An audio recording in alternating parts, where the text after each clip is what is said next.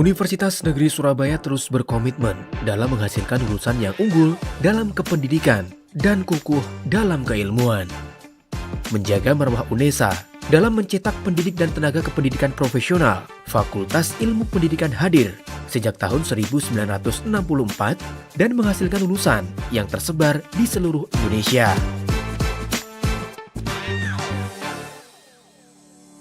Didukung tenaga dosen yang profesional serta guru besar di berbagai bidang, kini Fakultas Ilmu Pendidikan UNESA mengelola 8 program studi sarjana, 7 program studi magister, dan 3 program studi doktoral. Fakultas Ilmu Pendidikan berkomitmen menjalankan visi dan misi untuk mewujudkan FIP handal yang merupakan singkatan dari humanis, amanah, nasionalis, disiplin, akuntabel, dan loyal. Keunggulan Fakultas Ilmu Pendidikan diantaranya prodi-prodi yang ada di Fakultas Ilmu Pendidikan selalu diminati dan terbanyak di UNESA. Keunggulan yang lain di Fakultas Ilmu Pendidikan, jumlah S2 dan S3 merupakan terbanyak di UNESA. Demikian juga keunggulan yang ketiga adalah prodi-prodi yang ada di Fakultas Ilmu Pendidikan sudah terakreditasi secara nasional dan internasional dengan sangat luar biasa. Saling terintegrasi antara program studi sarjana, magister, hingga doktoral menciptakan ekosistem belajar yang kompetitif dan menyenangkan.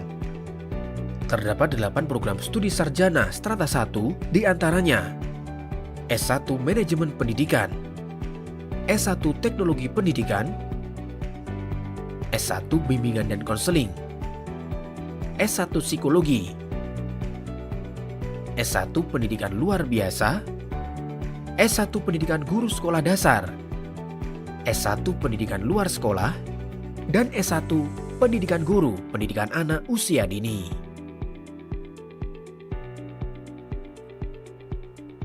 Tujuh program magister strata 2 diantaranya S2 Manajemen Pendidikan, S2 Teknologi Pendidikan, S2 Pendidikan Dasar, S2 Pendidikan Anak Usia Dini, S2 Pendidikan Luar Biasa, S2 Pendidikan Luar Sekolah, dan S2 Bimbingan dan Konseling. Program studi strata 3 atau doktoral diantaranya S3 Manajemen Pendidikan, S3 Teknologi Pendidikan, dan S3 Pendidikan Dasar. Fakultas Ilmu Pendidikan berupaya secara berkelanjutan dalam rangka peningkatan kualitas tridharma perguruan tinggi, diantaranya dengan peningkatan kualitas pembelajaran melalui gugus penjaminan mutu, baik di tingkat fakultas maupun prodi. Peningkatan kualitas sarana dan prasarana perkuliahan,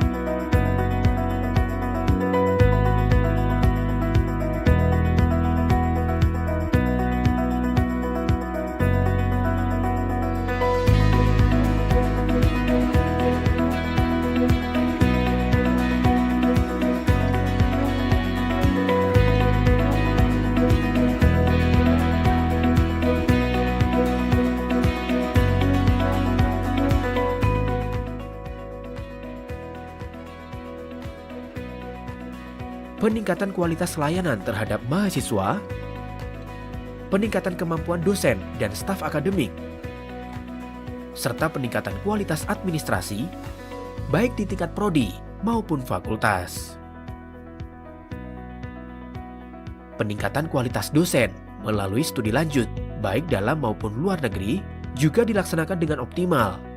Pada tahun 2021, terdapat 5 dosen yang baru menyelesaikan studi lanjutnya, baik di UNESA maupun di universitas ternama lainnya. Berbagai kegiatan pengembangan mahasiswa dilaksanakan guna mengasah kreativitas dan implementasi keilmuan pendidikan. Berbagai prestasi diraih mahasiswa FIP UNESA di kancah regional, nasional, maupun internasional. Sebagai bentuk penguatan kelembagaan dan pengembangan ilmu pendidikan, Fakultas Ilmu Pendidikan UNESA memperluas jalinan kerjasama dengan berbagai mitra, baik institusi pendidikan maupun dunia industri.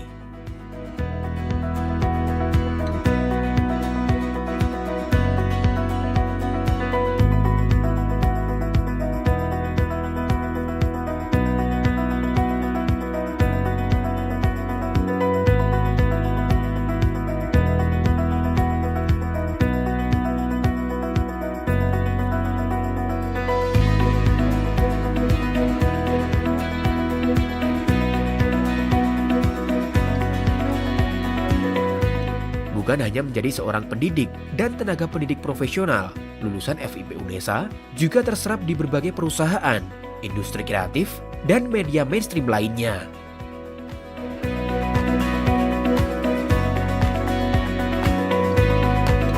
Fakultas Ilmu Pendidikan UNESA terus berupaya mewujudkan tujuan strategis kelembagaan dengan menghasilkan kinerja institusi yang efektif dan efisien dengan iklim akademik yang humanis, manajemen kelembagaan yang transparan, akuntabel, dan responsif. Mari bergabung bersama Fakultas Ilmu Pendidikan Universitas Negeri Surabaya.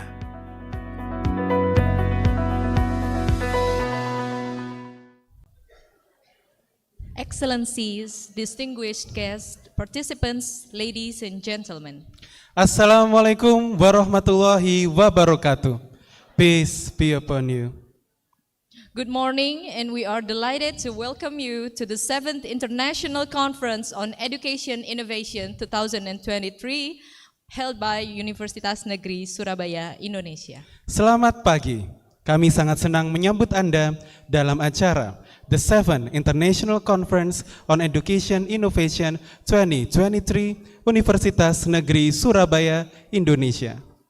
Before we proceed to the program today, we would like to express our sincere gratitude to Excellency Director of Universitas Negeri Surabaya, Profesor Dr. Nur Hasan MKes. Excellency, the Vice Rector of Research, Community Service, Innovation, Publications, and Ratings, Junaidi Budi Prihanto, SKM, MKM, PhD. Excellency, the Dean of Faculty of Education, Universitas Negeri Surabaya, Profesor Dr. Muhammad Nur Salim, MSI. Excellency, Vice Deans and Study Program Coordinators from Faculty of Education, Universitas Negeri Surabaya. Excellency, Mr. Saptandri Widianto, SHDESS DESM, Director of Polytechnic Penerbangan Makassar, as our co-host and keynote speaker. Excellency, Assistant Professor Dr. Witawat Katiyaman, PhD, Dean Faculty of Education, Taksin University, as our co-host and keynote speaker. Excellency, Professor Joseph Calvin Gagnon, PhD, as the keynote speaker and Professor of Special Education, University of Helsinki, Finland. Excellency, Dr. Woralak Chokamnert, as the keynote speaker from Faculty of Education, Taksin University, Thailand. Excellency, Dr. Ronald Makanip Quileste, as the keynote speaker from Xavier University, Philippines.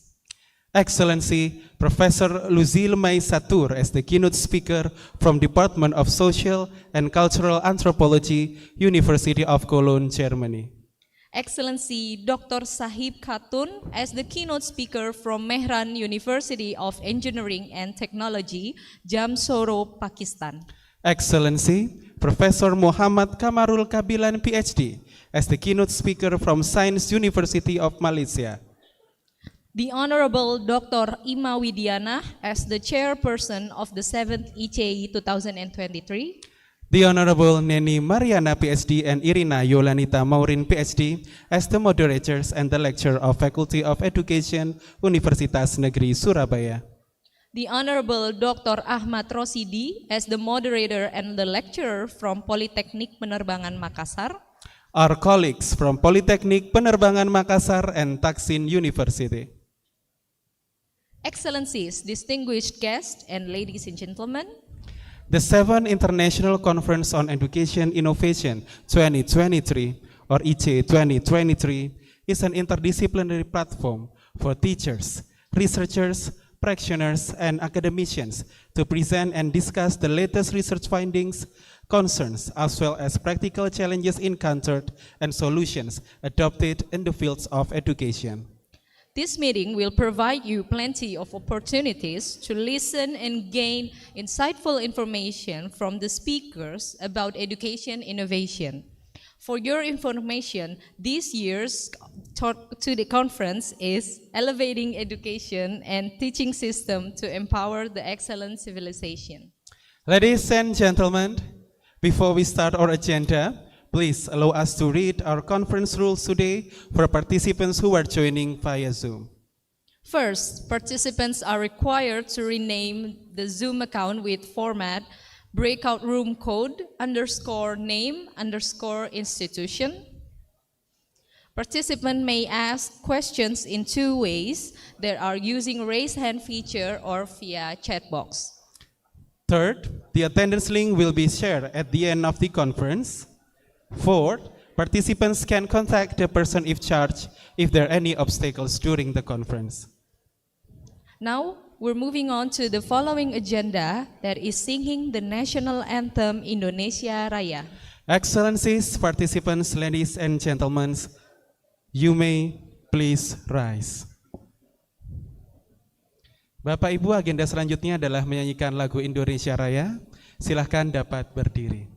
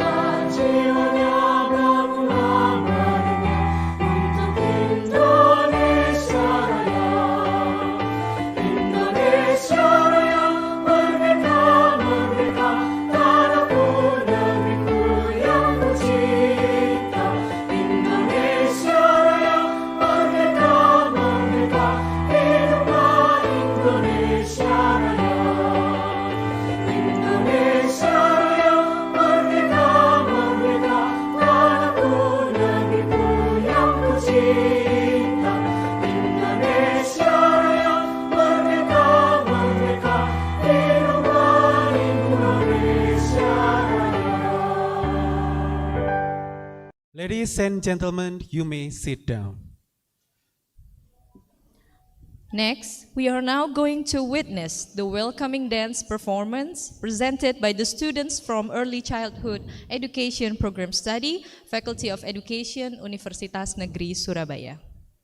They will present the Gandrung dance. Gandrung is a traditional dance from Indonesia. Gandrung has many variations and is popular in Bali, Lombok, and Eastern Java.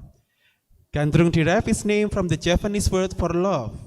It is theorized that the dance originated as a ritual dance to express the people's affections for the rice goddess Dewi Sri.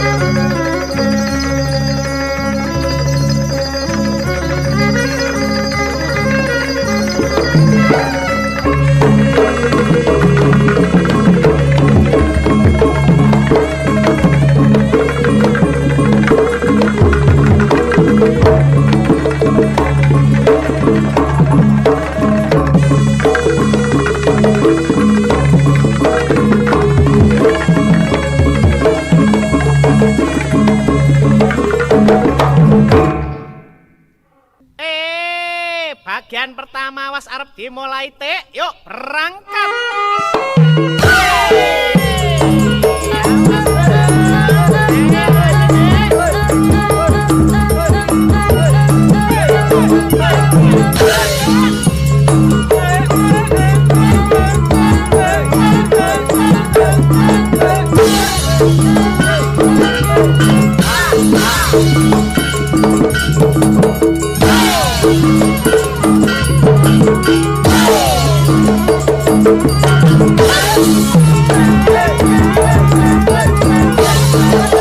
Awas berhenti mendadak, hati-hati ye.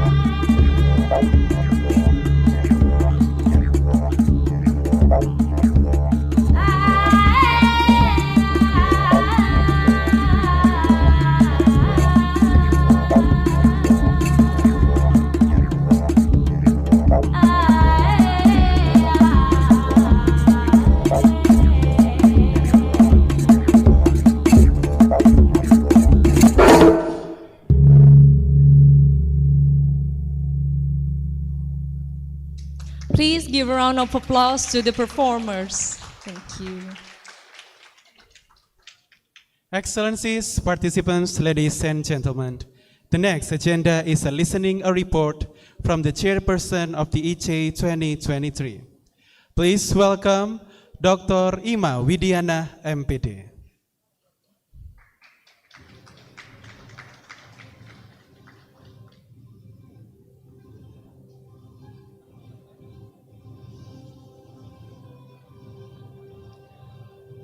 Pak Saptandri ini nggak usah the floor is yours dong. Bismillahirrahmanirrahim. Assalamualaikum warahmatullahi wabarakatuh. Good morning. The Honorable Professor Dr. Nur Hasan MKes as the Rectors of UNESA, the Honorable Vice Rector 3 Junaidi Budi Prihanto PSD, the Honorable the Deans of Faculty Education Professor Dr. Muhammad Nur Salim MSI, the Vice Dean 1 Professor Budi Purwoko MPD, the Honorable the Vice Dean 2 Dr. Andi Kristanto MPD, the Honorable to all Coordinator of Bachelor Degree Study Program in Faculty Education, Master Degree and also Postdoctoral Degree in Faculty of Education UNESA who coming here today, and also the Honorable to Professor Muhammad Kamarul Kabilan PSD from University Science Malaysia, our keynote speaker who coming today, and also Professor Dr. Luzil Maisatur from Cologne University, Germany. And I would like to say welcome to UNESA Surabaya. The Honorable also, we have another speaker from Finland. We have Professor Joseph Calvin from University of Helsinki, Finland. The Honorable, the Directors of Polytechnic Penerbangan Septriandi Widianto, SH, as our co-host, and also the Deans from Faculty Educator of Education of Taksim University as our co-host, Dr. Worala Choms from Taksim University, and we also have our invited speaker, we have Dr. Sahiba Khaton from Mehran University of Engineering Technology, Pakistan. And the Honorable Dr. Ronald Machanip Quisli from Xavier University, Philippines. The Honorable, the lecturers of Faculty of Education who coming today. And dear participants of International Conference on Education Innovation 2023. First of all, let's say thanks to our Allah Subhanahu wa Ta'ala because of His blessing and mercy, we can meet together in this big conference, International Conference on Education Innovation 2023, entitled Elevating Education and Teaching System to Empower the Excellent Civilizations, Healthy and Without Any Obstacle. Secondly, salawat also salam always be given to our Prophet Muhammad Sallallahu Alaihi Wasallam, who has guided us from the darkness to the lightness.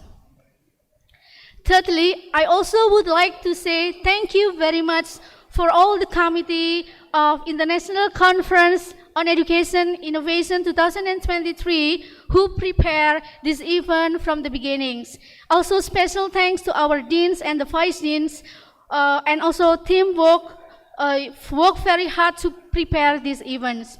And fourthly, I would like to announce that today in our conference, in International Conference Education Innovations, we have 101 paper. And the participants are coming from Malaysia, University Science of Malaysia, some participants coming from Poland, Thailand, Philippines, Pakistan, China, Germany, and Indonesia. So please give applause to all the participants. And the last, as the chairman of the conference organizers, I also would like to say apologize, deep apologize, if we have many mistakes during prepare these events. Once again, to all the participants who contribute as the presenters and also participants, thank you very much for your comings. Thank you so much and well, good luck. Thank you. Thank you, Dr. Ima Widiana, MPD. Excellencies, participants, ladies and gentlemen, We are now going to listen remarks delivered by the Director of Politeknik Penerbangan Makassar. Ladies and gentlemen, please welcome Mr. Saptandri Widianto, SH, DASS, DASM.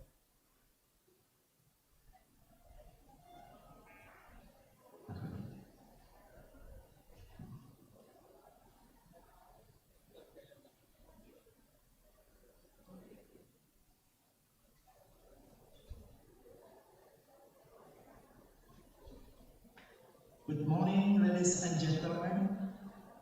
Selamat pagi, salam sehat, salam kebajikan, salam prestasi.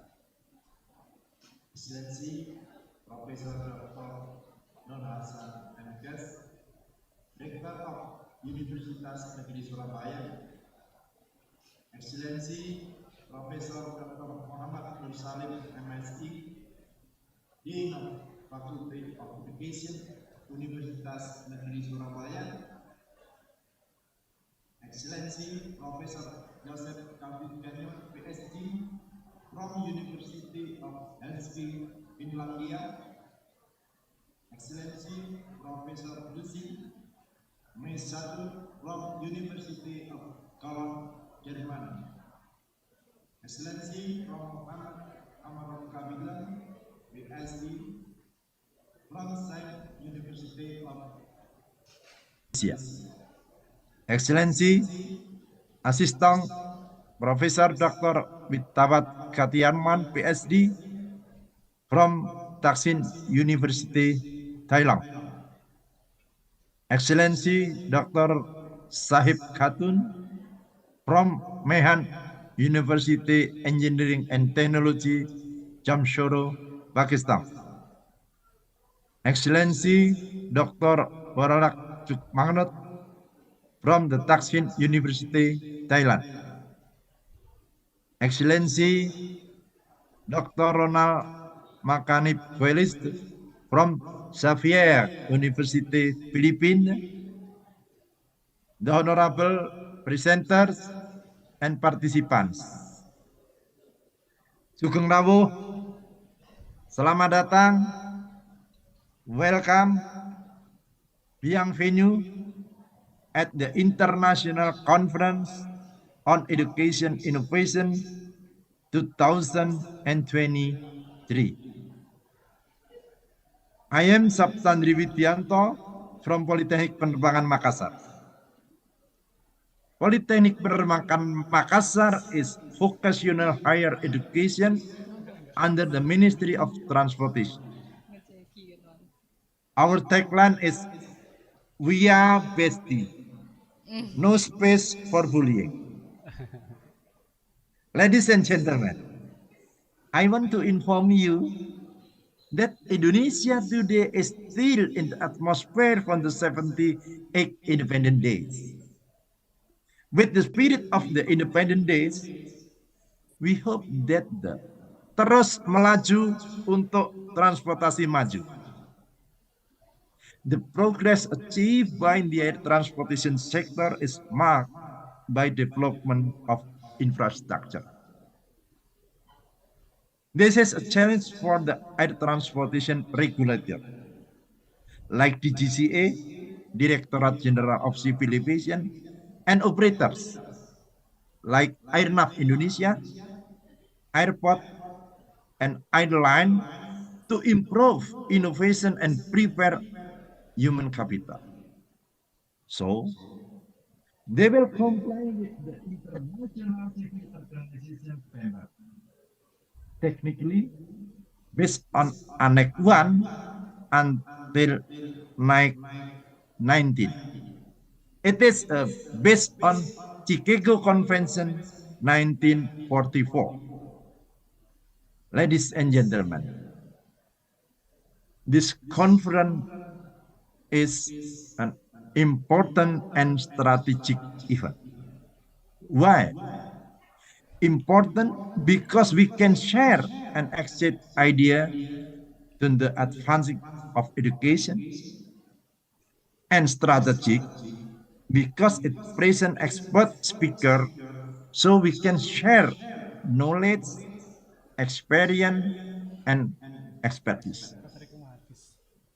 I would like to gratitude and appreciation to the organizer who have given the opportunity Politeknik Penerbangan Makassar to introduce vocational education in the field of civil aviation.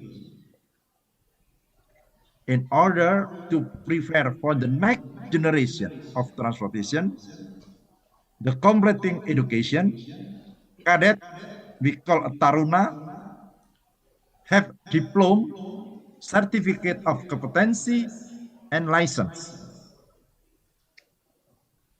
Diploma is proof of completion of education.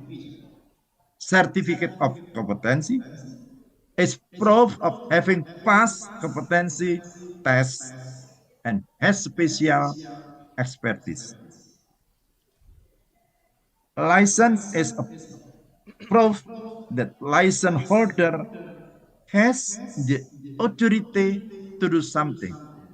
It's very rigid because we have the international standard, we have the international commitment, how to apply international convention, international protocol, and national regulation. Certificate of competency and license issued by Directorate General of Civil Aviation and recognized by a member of IQ. It is based on reciprocal agreement between IQ members. There is 193 states. Ladies and gentlemen, we hope that sharing and discussing the problem and innovation will add more value to our contribution to education. I believe that this event is not about discussing people. The result is just gossip, but the rather a gathering of significant thought to the address education issue. And the result is solution and then formulated at some recommendation. Matur suwun, terima kasih, thank you, merci beaucoup. Salam hormat, Saptandri Widianto, Director of Politeknik Penerbangan Makassar.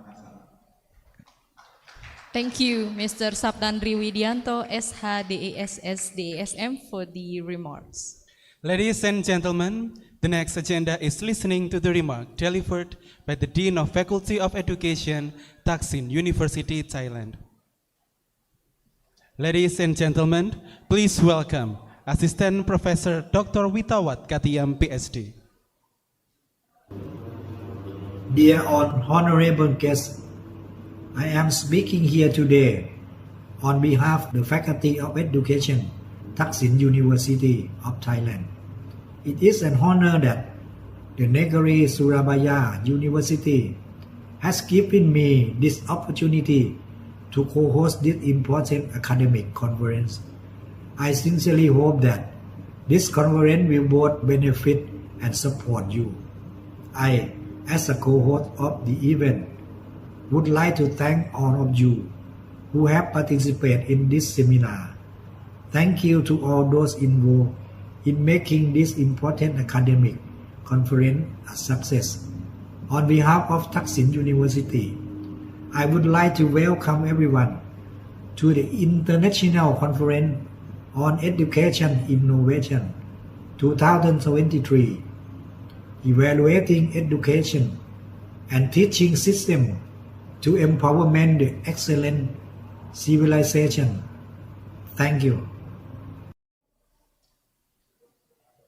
Thank you, Assistant Professor Dr. Witawat Katiyam, PhD, for the remarks.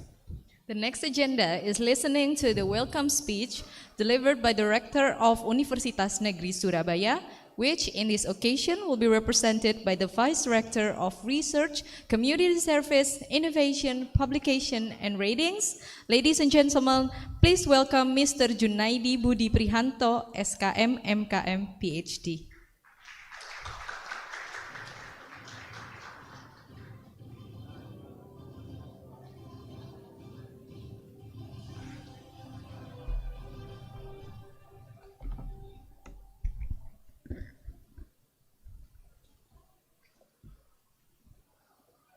Assalamualaikum warahmatullahi wabarakatuh.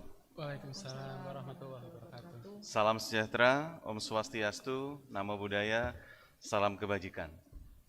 Good morning from Indonesia. The Honorable Keynote Speaker, the Honorable Invited Guests, the Honorable the Dean of Faculty of Education, Universitas Negeri Surabaya, Profesor Dr. Muhammad Nur Salim, MSI, the Honorable the Vice Dean 1 and 2 of Faculty of Education, Universitas Negeri Surabaya, the Honorable Organizing Committee of ICEI 2023, and distinguished guests, ladies and gentlemen. To begin, I extend a warm welcome to everyone attending the 7th International Conference on Education, Innovation, and additionally, I want to convey my appreciation to the keynote speaker who have traveled a great distance to impart their expertise and insight across various fields. I'm confident that your keynote addresses will make a substantial impact on conference attendees. In these special occasions, I would like to welcome the distinguished speaker, Mr. Saptandri Widianto, SH, DSS, DSMM, Director of Polytechnic Penerbangan Makassar, Professor Joseph Calvin Keknen, PhD, Professor of Special Education, University of Helsinki, Finland, Professor Lucille Maisatur, Department of Social and Cultural Anthropology, University of Cologne, German, Professor Muhammad Kamarul Kabilan, PhD, Sain University of Malaya, Assistant Professor Dr. Witawat Katiamarn, PhD, Assistant Professor from Taksin University, Dr. Woralak Chokamnert from Taksin University, and Dr. Ronald Makanip Quilite from Xavier University, and Dr. Sahib Khatun, Mehran University of Engineering and Technology, Jamshoro, Pakistan. I'm sorry for the misspelling for the name. Ladies and gentlemen, in the line with the directive of the Ministry of Education, Research, Technology and Higher Education of Indonesia, our university is dedicated to promoting enhanced publication endeavor in collaboration with renowned international publisher. Spearheaded by the Vice Rector of Academic Affairs and Planning, as well as Partnership Affairs, our institution has been actively engaged in a multitude of initiatives. Our endeavors include affiliations with various Scopus Index international journals and book chapters, along with hosting conferences whose proceedings and journals are featured in Publishers Index by Scopus and other respected institutions.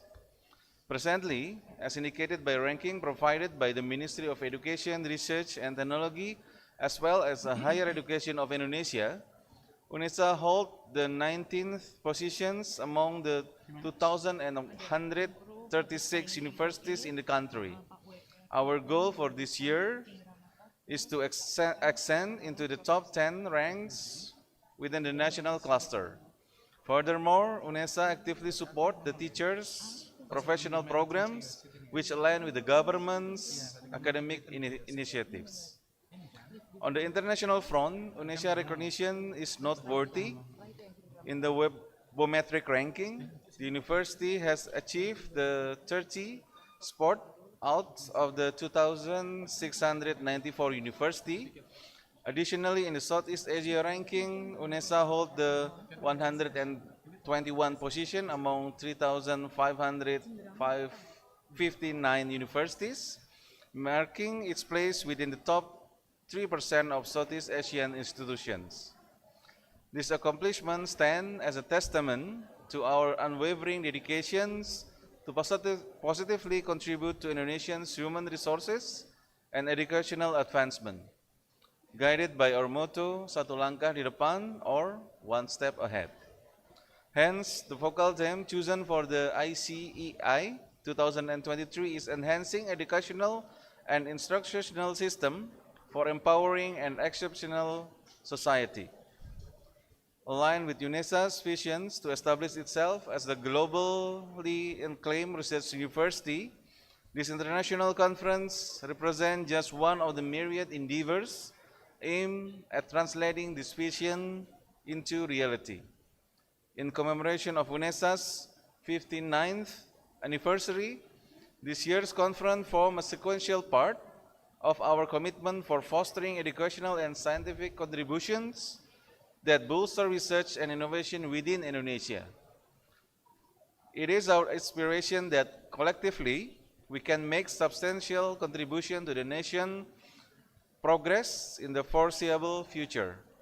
We extend our gratitude to all esteemed guests and participants and offer a warm welcome, inviting you to immerse yourself in the conference experience. Wassalamualaikum warahmatullahi wabarakatuh. Waalaikumsalam warahmatullahi wabarakatuh. Thank you, Mr. Junaidi Budi Prihanto, SKM, MKM, PhD, for the opening speech and remarks. Ladies and gentlemen, before we begin our keynote sessions, we will recite dua. We will invite Mr. Acep of El Novaribani to guide the dua. Please come to stage.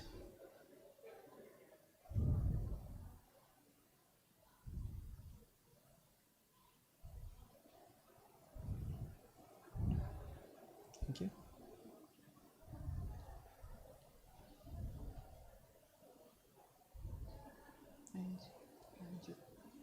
Ladies and gentlemen,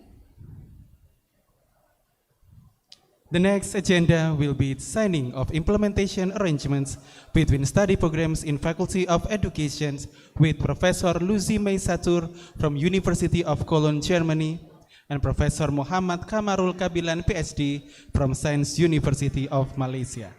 therefore, for Professor Lucy May Satur, Professor Muhammad Kamarul Kabilan, PhD, Mr. Junaidi Budi Prihanto, SKM, MKM, PhD, Dean of Faculty of Education, Vice Deans of Faculty of Education, and all study programs coordinator, please join to the stage.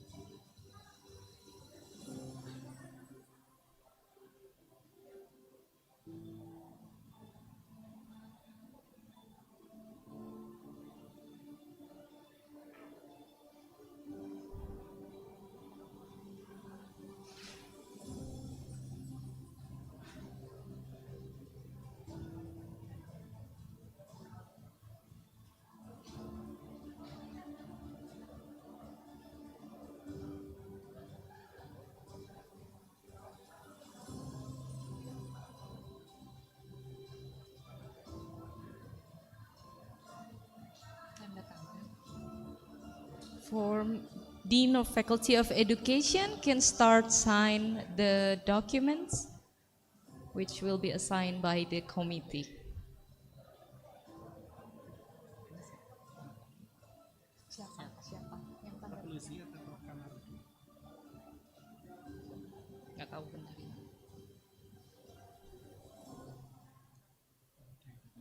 udah.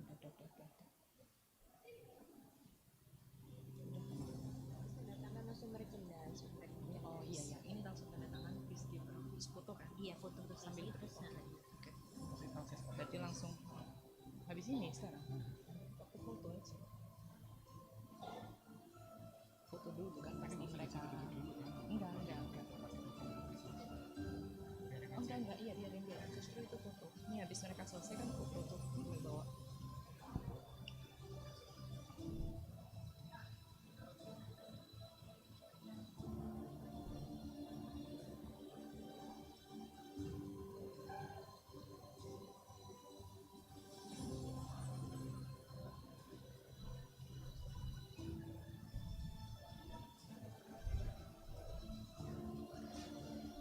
The next session is the photo session. You can put the documents. Yes.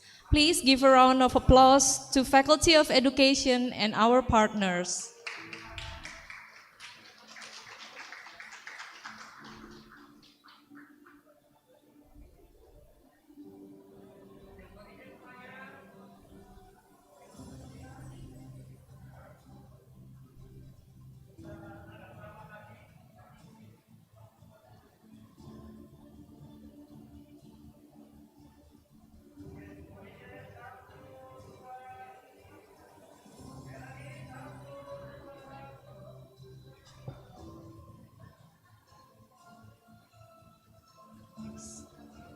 Thank you. Ladies and gentlemen, now we are going to present the token of appreciation. The token of appreciations will be presented by the Vice Rector, Mr. Junaidi Budi Prihanto, SKM, MKM, PhD. To Dean of Faculty of Education, Prof. Luzi and Prof. Muhammad Kamarul, please stay on the stage. Sekali lagi, Bapak Dekan, Prof. Luzi, Prof. Kamarul boleh masih tetap berada di panggung atau di depan area.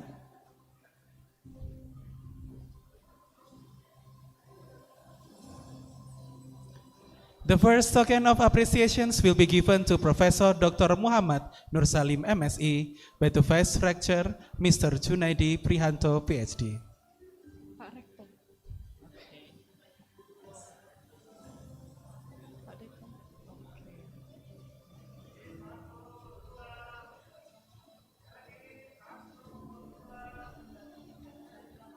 Thank you. The next token of appreciations will be given to Professor Luzi Mei Satur.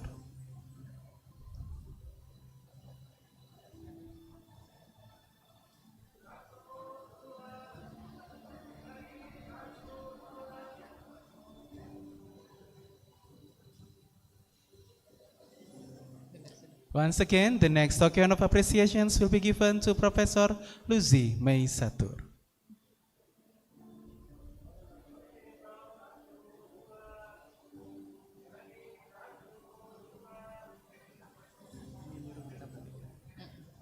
Berarti cuma yang di depan aja ya.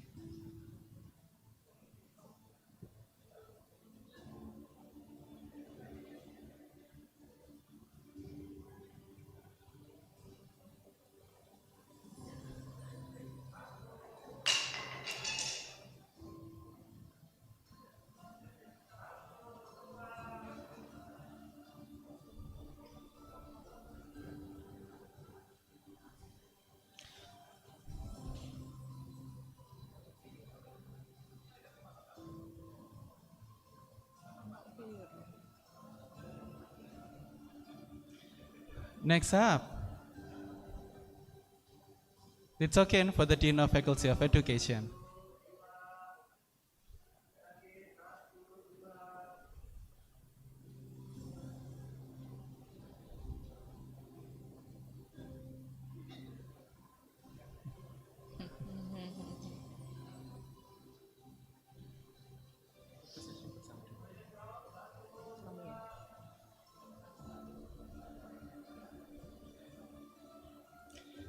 All right, let's have a photo session together to all of our presenters and the Dean. Let's have a photo together before we move forward to the next session.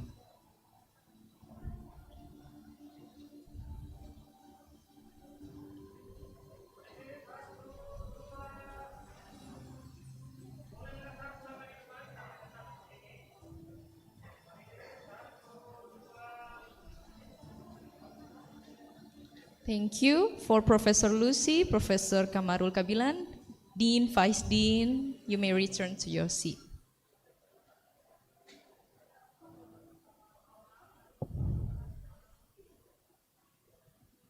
Ladies and gentlemen, we are now continuing our conference to the next agenda, that is the keynote session. The first keynote sessions will be led by our moderator, Ms. Neni Mariana, MSc, PhD. She is a lecturer in elementary teacher education, Faculty of Education, Universitas Negeri Surabaya. Our keynote speakers for these sessions are Professor Dr. Muhammad Nur Salim, MSc, and Professor Joseph Calvin Kenyon, PhD. Without waiting further, to our moderator and speakers, please join the stage.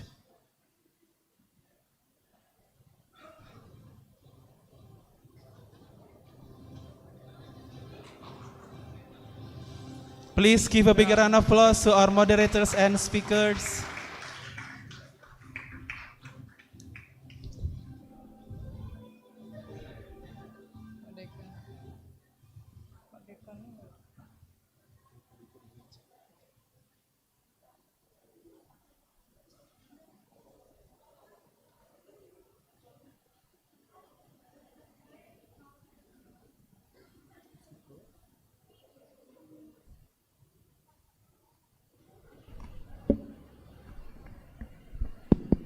Okay, check. Assalamualaikum warahmatullahi wabarakatuh. Okay, good morning everybody. This is such an honor for me to be the moderator for the first session with two distinguished speakers from Universitas Negeri Surabaya and the University of Helsinki, Finland. So without further ado, I want to invite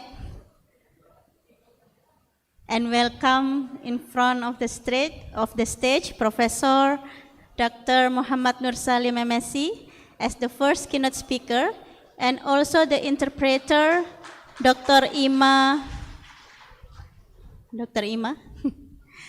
to be the interpreter of the first keynote speaker.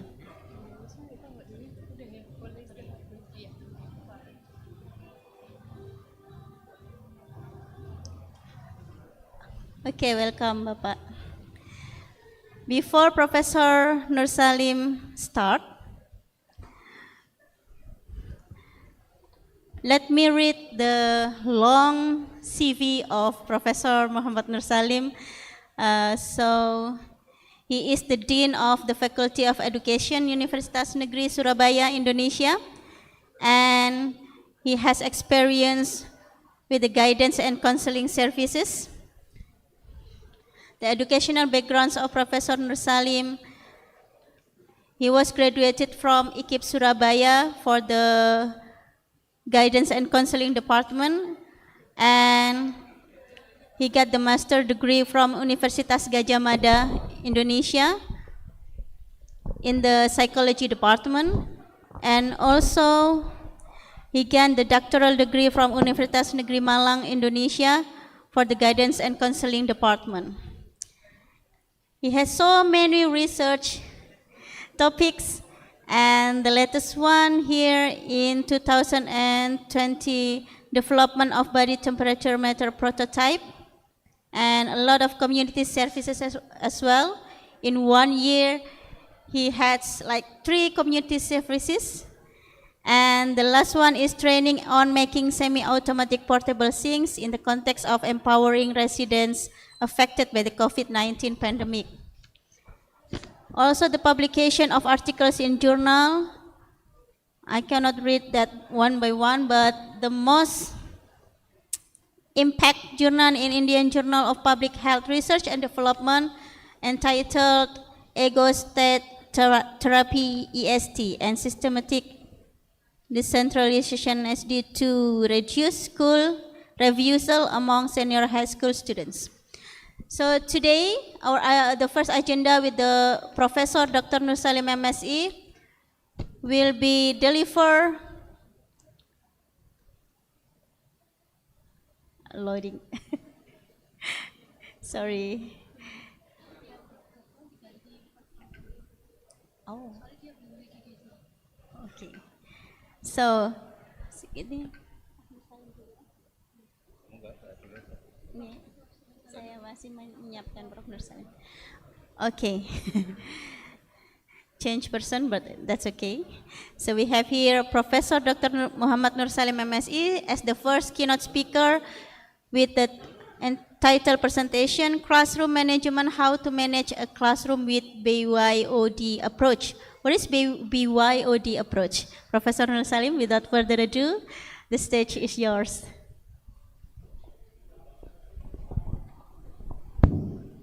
Thank you. Assalamualaikum warahmatullahi wabarakatuh. Selamat pagi, salam sejahtera untuk kita semuanya. I will present in bahasa in Indonesia. Terima kasih Bu Neni. Nanti akan ditranslate oleh Dr. Ima. Hari ini saya akan mempresentasikan terkait dengan manajemen kelas. Seperti kita ketahui bahwa salah satu permasalahan yang sering kita hadapi selama ini adalah di kelas, di classroom. Tentu salah satu permasalahan termasuk juga di conference ini, banyak di antara kita mungkin punya HP dan itu menjadi salah satu sumber permasalahan ketika seorang guru sedang mengajar, konsentrasi peserta didik lebih pada HP, ataupun seringkali kalau monoton, jika presenternya monoton, mungkin saya juga monoton, nanti yang pesertanya ini bisa jadi sleep, tidur gitu ya. Mungkin jadi. Today, I'm going to talk about bring your own devices. It's a kind of technique of how to teach in teaching and learnings. Because actually we have a big problem, especially to manage the classroom. The problem is traditional or conventional teaching style. Many of the students now, they have problems. They don't focus during the lessons in the classroom because sometimes the students only focus on their mobile phone.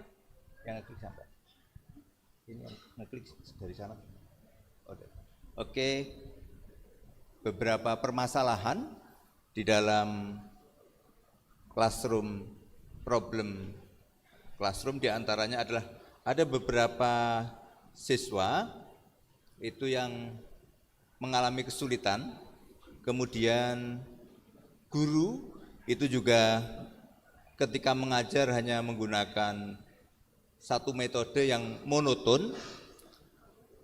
Selain itu juga di kelas seringkali hanya guru berorientasi pada teori dan hanya pada tugas-tugas dari guru. Ini yang menjadikan tidak menarik ketika guru maupun dosen melakukan perkuliahan atau pengajaran.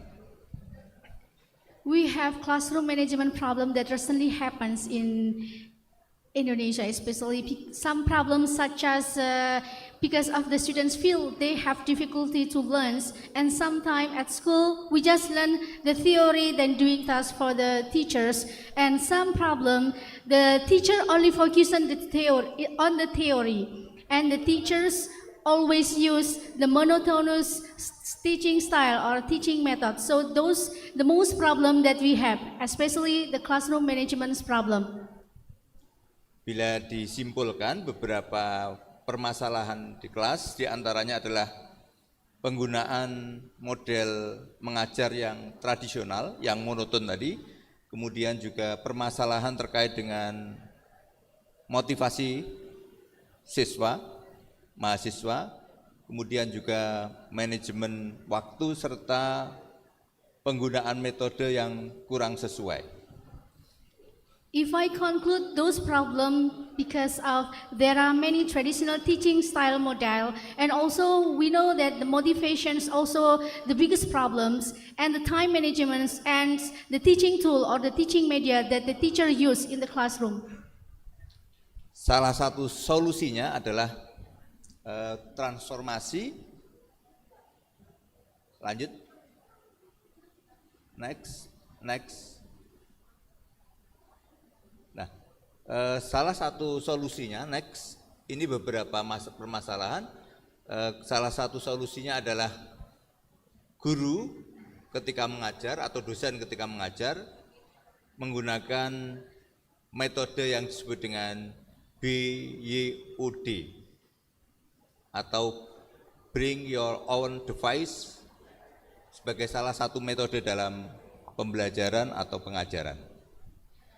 Because of those problems, I offer the solutions. The solution that we brings in these moments is the classroom management by BYOD approach. BYOD approach is a policy that allows students to use their own devices to access educational contents.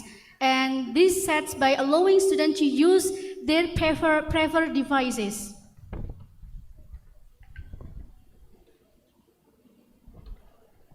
Bapak Ibu yang terhormat, BYOD ini adalah suatu metode yang mengizinkan siswa untuk membawa mobile device untuk mengakses konten-konten yang itu berguna dalam pembelajaran. Dear ladies and gentlemen, I would like to introduce about BYOD device. BYOD devices is allow the students to bring their own devices and to upload or to get the contents of the learning. Tentu dengan kemajuan zaman, banyak juga beberapa produk teknologi yang bisa dibawa oleh siswa. Di antaranya ada laptop, tablet, smartphone, dan ini sangat membantu terkait dengan proses pembelajaran di kelas. We have to know that by developing of the technology right now in this era, there are many devices that the students can use to learning. For example, like laptop and etc. They can use these kinds of device to support their learning. Pendekatan BYOD ini banyak manfaatnya. Di antaranya adalah memungkinkan pembelajaran yang lebih personal, mempersiapkan siswa untuk lingkungan digital, demikian juga akan dapat meningkatkan manajemen kelas yang lebih baik. There are many benefits using these kinds of approach, BYOD approach. One of them is the students learn how to make a good choice by making choices, and the student can also create the positive learning environments. They can also create the caring community where the student can also collaborate with other students.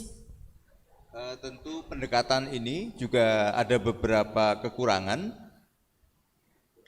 Di antaranya yang perlu diperhatikan adalah bisa menimbulkan distraksi, bisa menimbulkan permasalahan kaitannya dengan pengaruh HP ini. Kemudian juga perlunya pengawasan serta terkait dengan permasalahan keamanan data. But actually, by using this approach, BYOD approach, there are many lackness. Also, we have the weakness. The weakness is especially the correlations about, especially the safety of the data. So it should be, and teachers or lecturers should be doing like monitor to the students to use these kinds of devices. Okay, next. Ini beberapa teori dari classroom management terkait dengan BYOD. Next.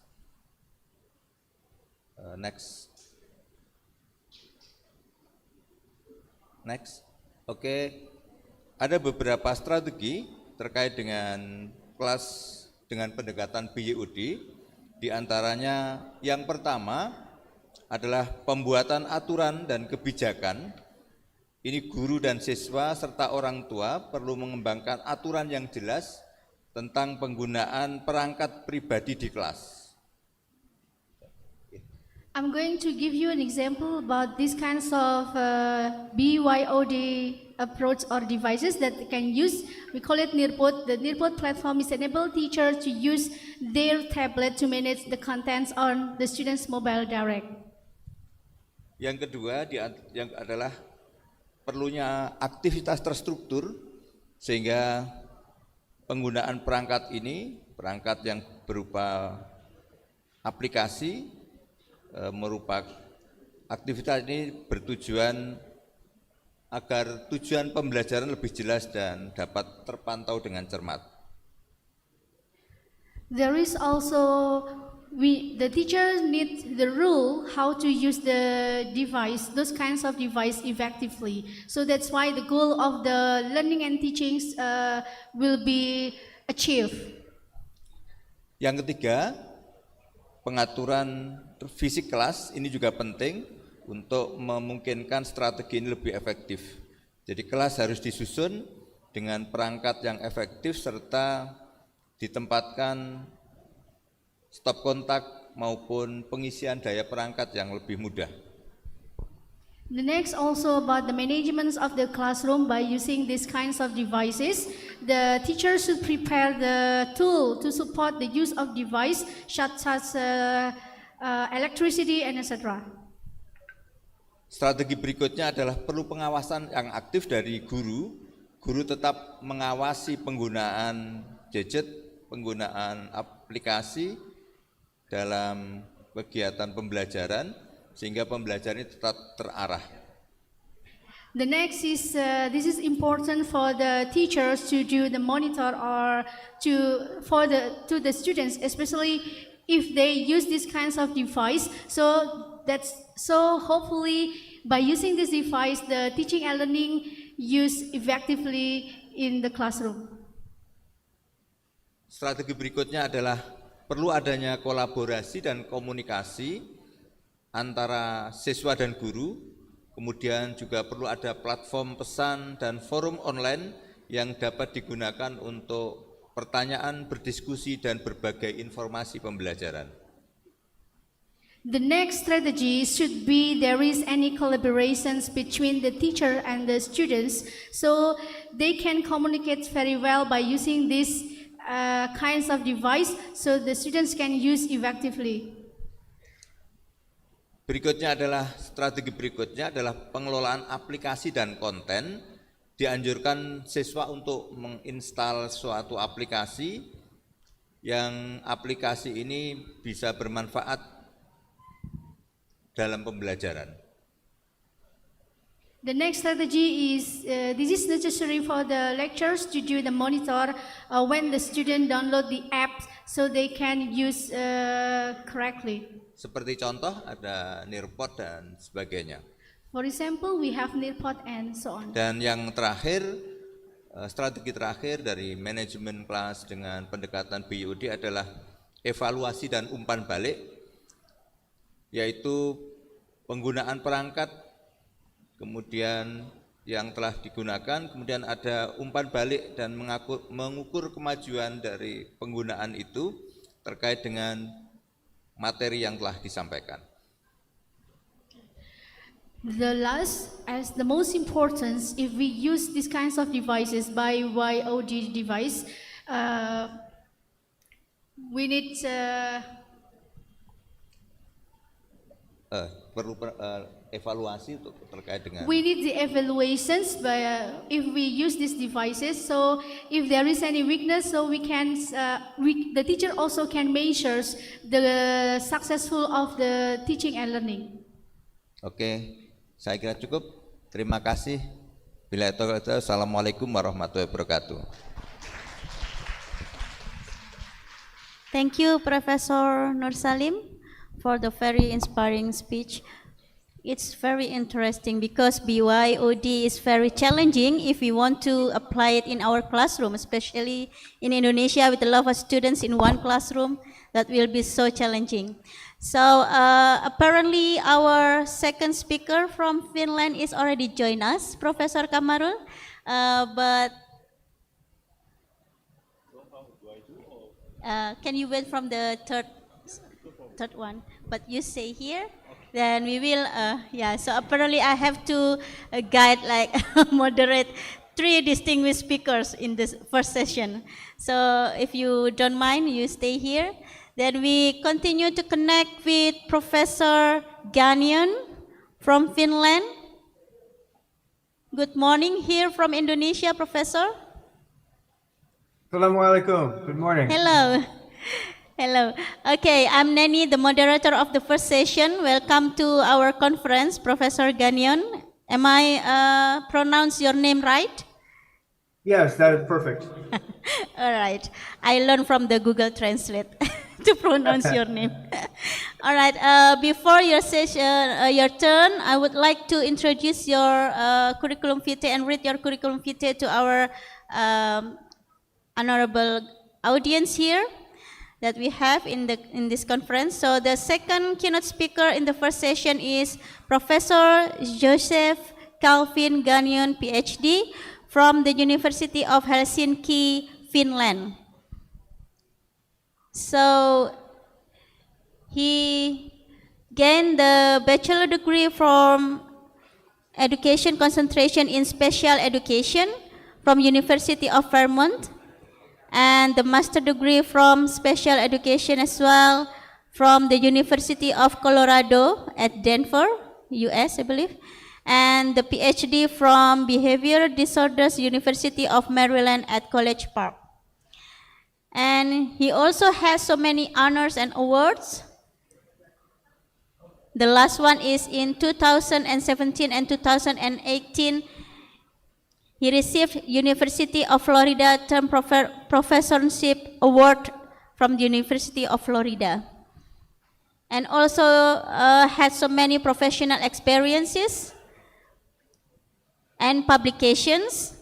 The latest journal articles entitled From the Insight of a Life Story Narrative of One Young Man's Experience Post-Apartheid, Post-Prison. That's nice to meet you, Professor, because the narrative way is also my my research focus and topics. Nice. Okay, without further ado, let us hear the speech from Professor Ganyan, Finland, about inclusion in Finland and Indonesia, addressing student problem behavior. The time is yours. Thank you so much, and I'm honored to be with everyone, and I appreciate the invitation. Good morning. So I want to talk a little bit about inclusion and do some comparisons between Finland and Indonesia, specifically related to students that have problem behavior. So when we talk about inclusion, the Council of the European Union identified inclusion as ensuring that there's equal access to a quality education for all learners. And that means that those learners who are migrants, refugees, for example, those that have disadvantaged socioeconomic backgrounds, whose families are very poor, and those students with special needs and with disabilities all have a right to access school and access education and the supports that they need in order to be successful. Now, in many countries, the idea of inclusion simply means ensuring students have access to school. Some students, for example, in some countries, for example, young girls may not be allowed to go to school, or students who are very poor may not have the money to go to school. So on one level, inclusion means just being able to go to school. But that's actually not what I'm going to talk about. What I'm going to talk about is assuming that students are able to actually go to school. The next question becomes, in terms of inclusion, are students allowed to go to their neighborhood school? Or are some students sent to another school because they have some sort of special needs? Within the neighborhood school, are they allowed to be in the regular classroom with everyone else? Or again, are they sent out to work with a teacher rather than being in with other students? And in this context, it's necessary when we're talking about behavior, student behavior, if we're going to ensure that students with disabilities, with difficulties with behavior, are given an appropriate opportunity to succeed, they need to have evidence-based interventions. Now, I'm continuing on. I didn't know if there needs to be a translation or if I should continue.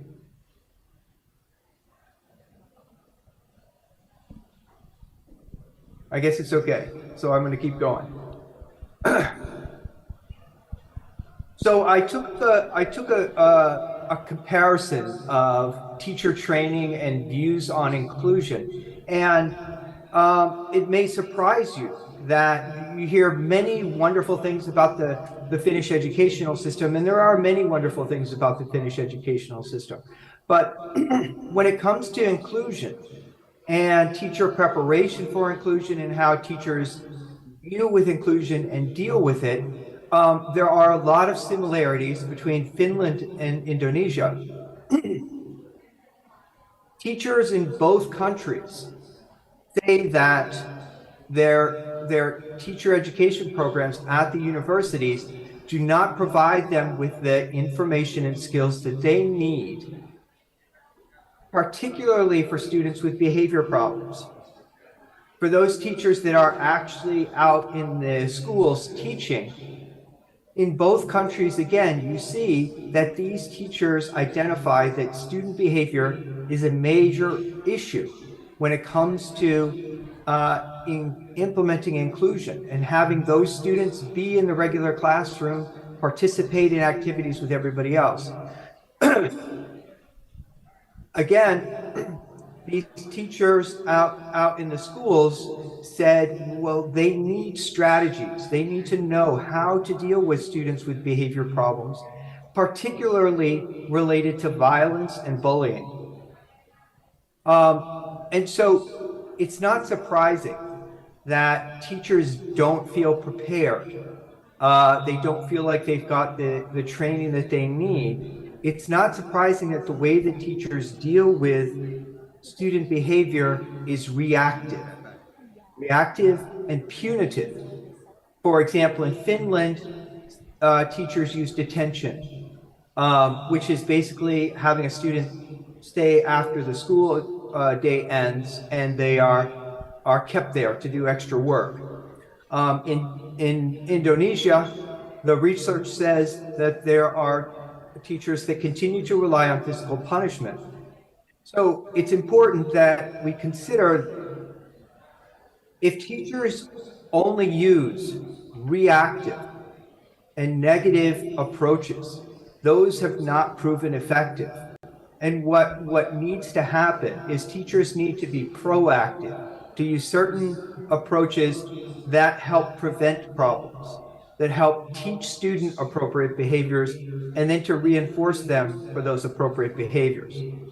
Now, I only have a few minutes for this lecture, so I can't give you all the answers and all the solutions.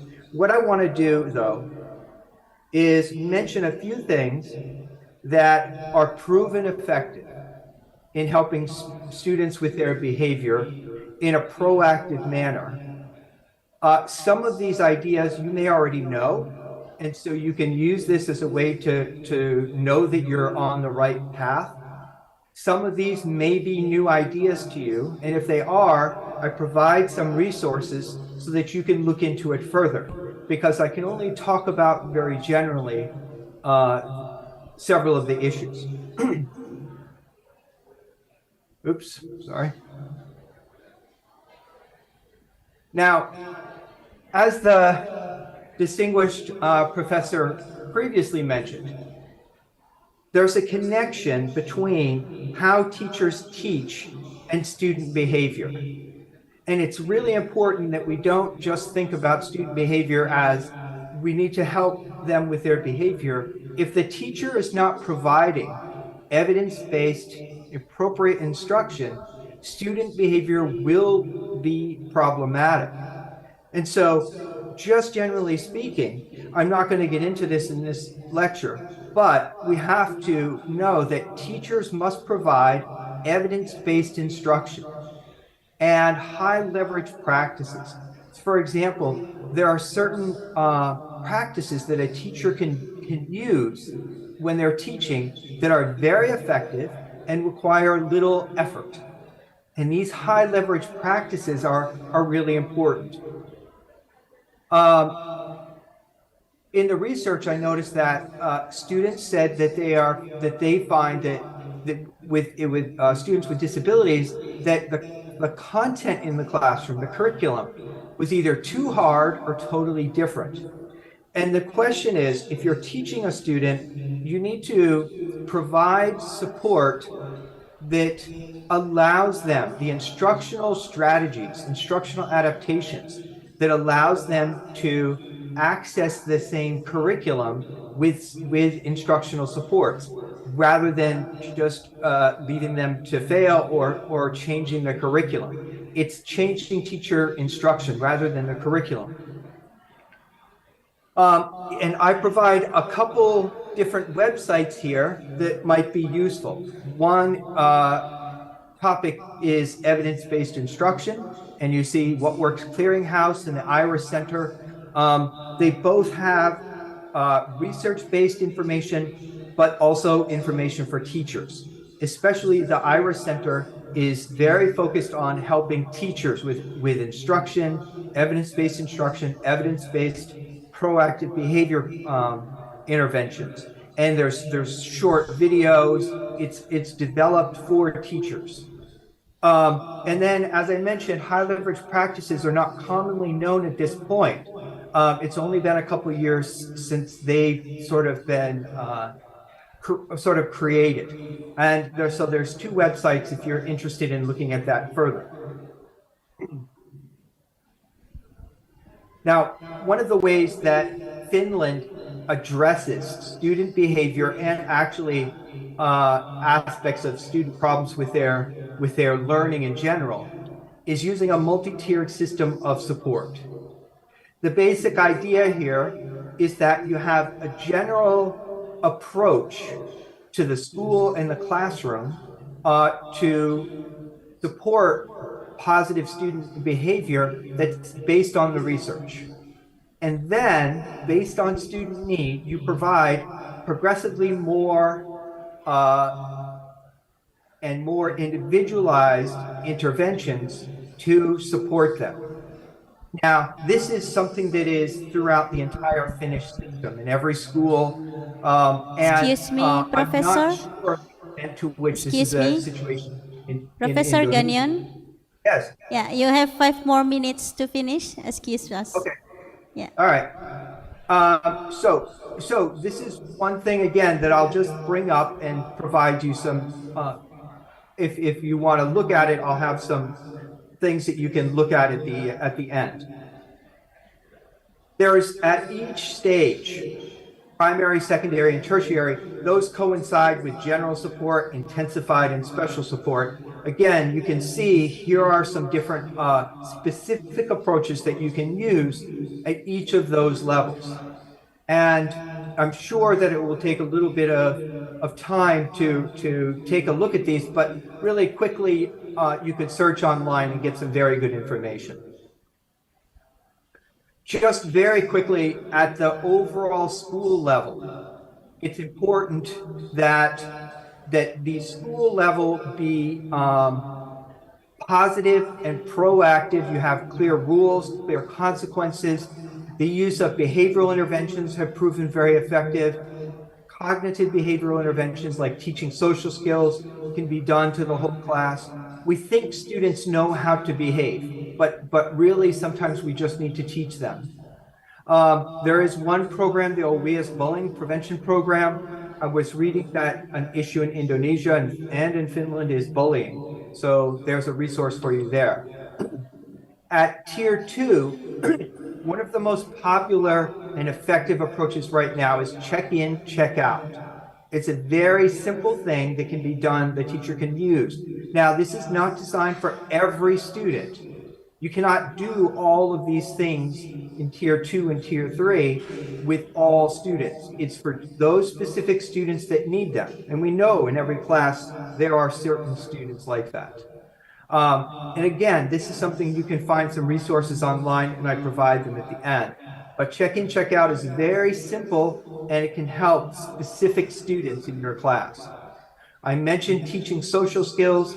Again, even if you take students, a small group of students who need help with managing their anger, managing frustration, teach them how to use that and provide them with some support.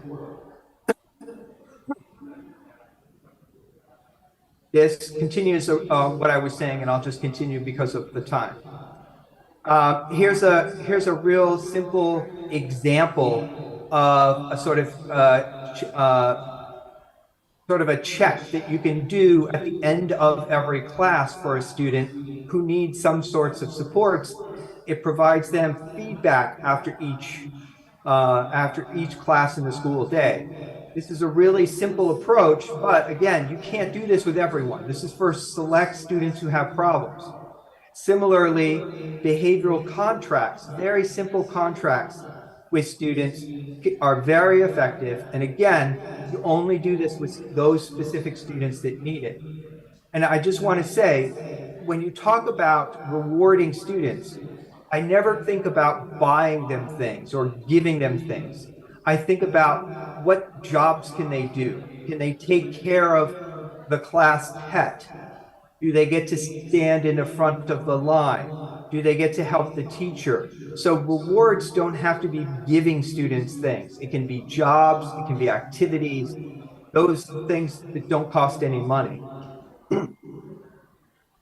The most important thing about those students that need special support, those are the students with the highest level of need. And the important thing to do is to do a functional behavior assessment. The question is, if a student has serious behavior problems, why are they acting that way? Are they trying to get attention? Are they trying to avoid reading?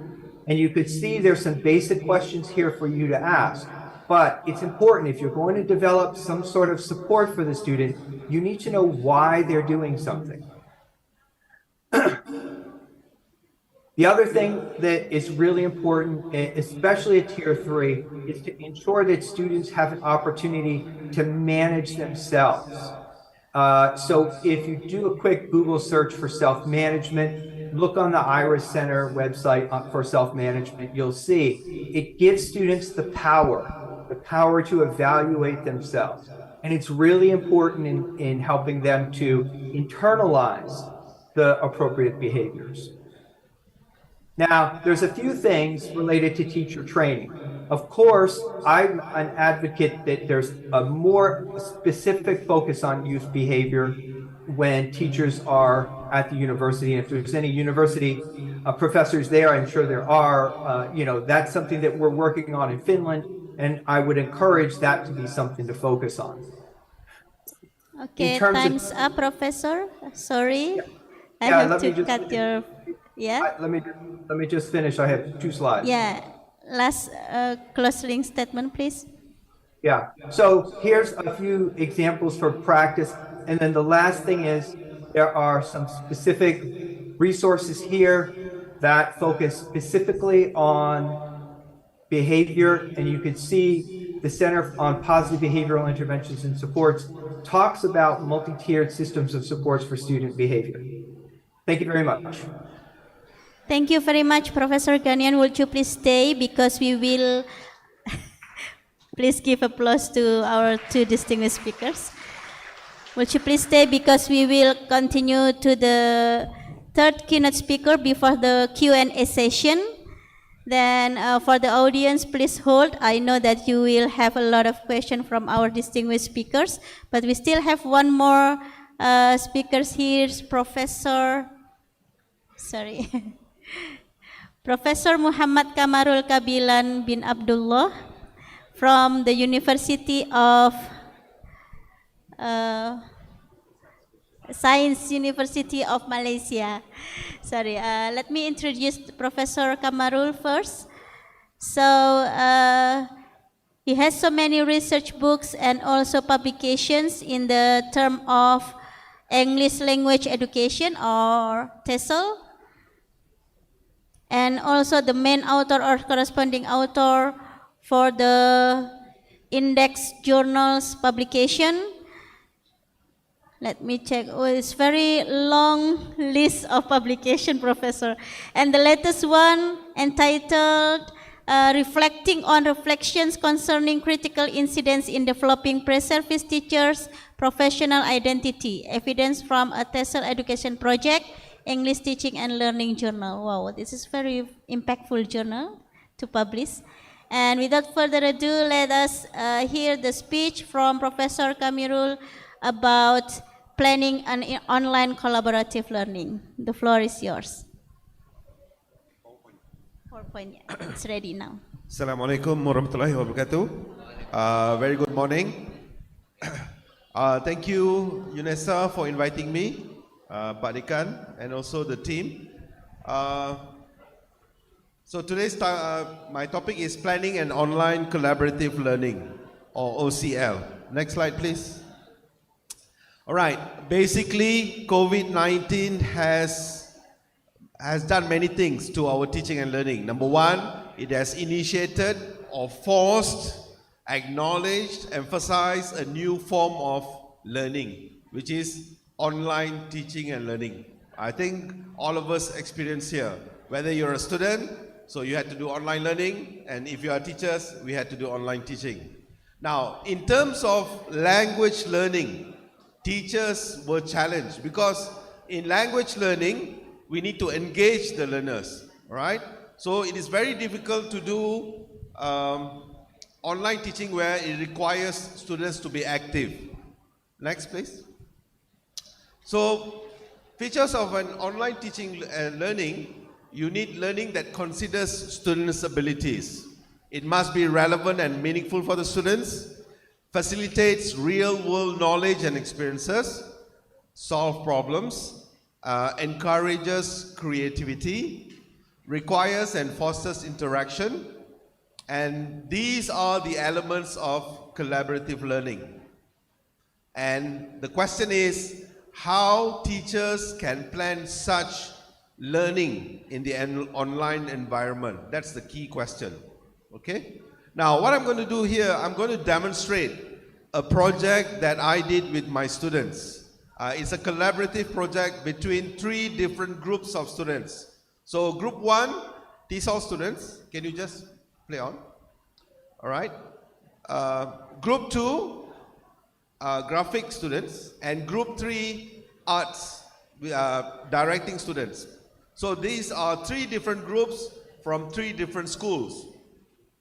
All right, each they had their own learning outcomes and objectives, but the key here is we wanted them to collaborate, and we use authentic learning, whereby we hinged upon real-world learning situations that are meaningful for both 3 groups: the TESOL group, the arts and design group, as well as the directing group. All right. So basically, we try to minimize our input, 30%, whereas the students' engagement were the most, 70%. And we utilize social media, WhatsApp, Facebook, YouTube, and other online platforms. Now remember, this was during the COVID times. But even though it was during the COVID times, I think there are so many things that we learn, and therefore we can apply them even after COVID. Right, next. Okay, these are my collaborators, Madam Safia, Dr. Safia, as well as Madam Hill. Safia is in the field of design, while Madam Hill, Nur Hilyati, she's in the directing. She's a theatre person, and you can see her doing this. Okay, so we had these three groups. TESOL, my students, acting and directing, Nur Hilyati's group, and of course, graphic design, Dr. Safia. So how do we bring these three different groups to do one common thing? And their activities is captured in that Facebook group, Advancing Creativity Together. All right, next. So we formed groups, 10 groups, 10 students from graphic, 10 from TESOL, and 5 from acting and directing. So they became one group. So one group had 3 different students, okay? But they have to work together. Now, what do they have to work on? See, my students, one of the work that they have to do was prepare a theater. They have to write, and then they have to perform. So that we started before COVID, the lockdown. So midway half the semester, it was locked down. So we had to turn it to online. So this is where it was very challenging, from face-to-face, changing it suddenly to online situation. But we still had to carry on because they have done half the work. Next. So we need to make sure that we provided them real-world, authentic learning experience. So my students, they have to write script and act. The graphic design students, they have to design posters, they have to promote the event online, they have to create background, and so many other things. Whereas the directing and producing students, one of their coursework was to direct a performance. So what they did was they guided my students to act and to write the script. Because my students are not actors. My students are future teachers.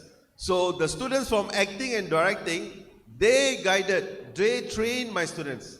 They showed me, my students, how to act, how to write, and things like that. And then, for the real performance, we use external judges from, that means directors, actors, and so forth. So we used judges to give grades to their performances, not us the lecturers. Next. So this is one of the judges. Next, just press. This is another one, Dr. Kamal. So they are from the industries. They are the ones who gave the marks, they assess the performances. Next. I'm rushing because it's only 20 minutes. All right, so we use Facebook as a place for them to meet. When the semester started then, it was face-to-face. But then, due to, as you all know, I'm pretty sure it was also done here, it was locked down. So they had to go back home. So the only way of communication was online. And how are they going to train and develop the theater? So what we did was, we changed it to online musical. So they had to create a video. So one group, the students were like all over Malaysia. So they had to meet online, they have to discuss, and they have to come up with an online performance. So the Facebook, YouTube, that were their platform of communication. Next, please.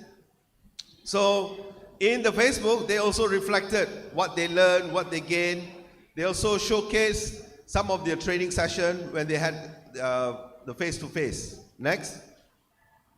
And each group had their own WhatsApp group for discussion, and also the WhatsApp group was a platform for us to convey information. Next. Okay. So we created a YouTube channel whereby all the, I think 8 or 6 groups, they have to post all the videos in this channel.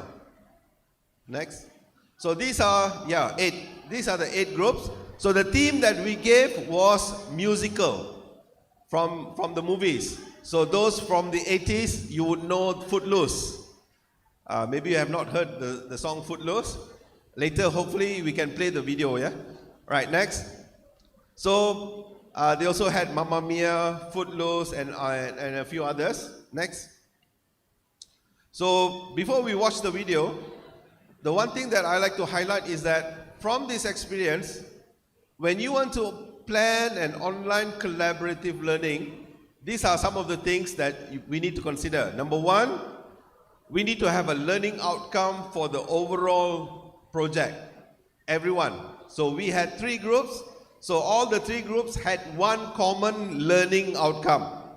And we also had to have learning outcomes for each group, because my students are TESOL students, HEAL students are directing students, and Dr. Safwa's students are design students. They also had to fulfill their own learning outcomes for their respective courses, right?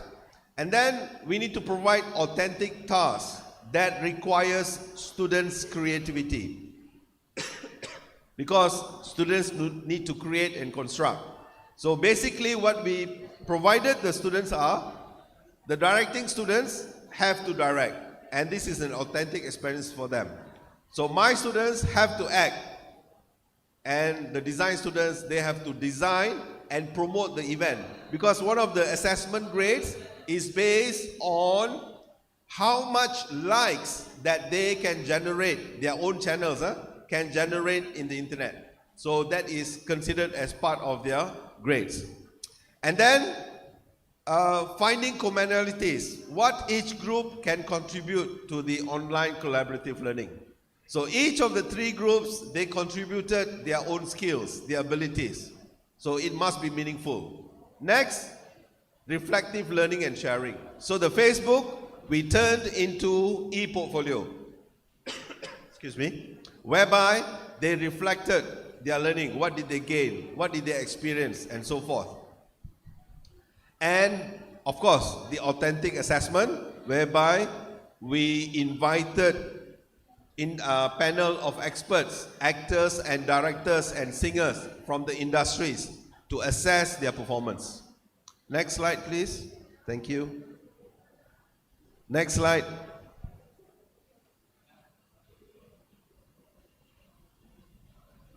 Okay, so this is what we learned. Basically, as the teachers in this project, number 1, we need to challenge and engage learners. Number 2, we need to provide challenging tasks. Number 3, students have the knowledge and skill, and therefore we must utilize their knowledge and skills. Number 4, as teachers, we need to monitor and facilitate and support them. Number 5, engage and motivate. Still, the motivation is needed, because many times there were so many arguments within the group, so we had to interfere and motivate them. And we need to support and provide guidelines, sort of like what they need to do. But the contents are created by the students.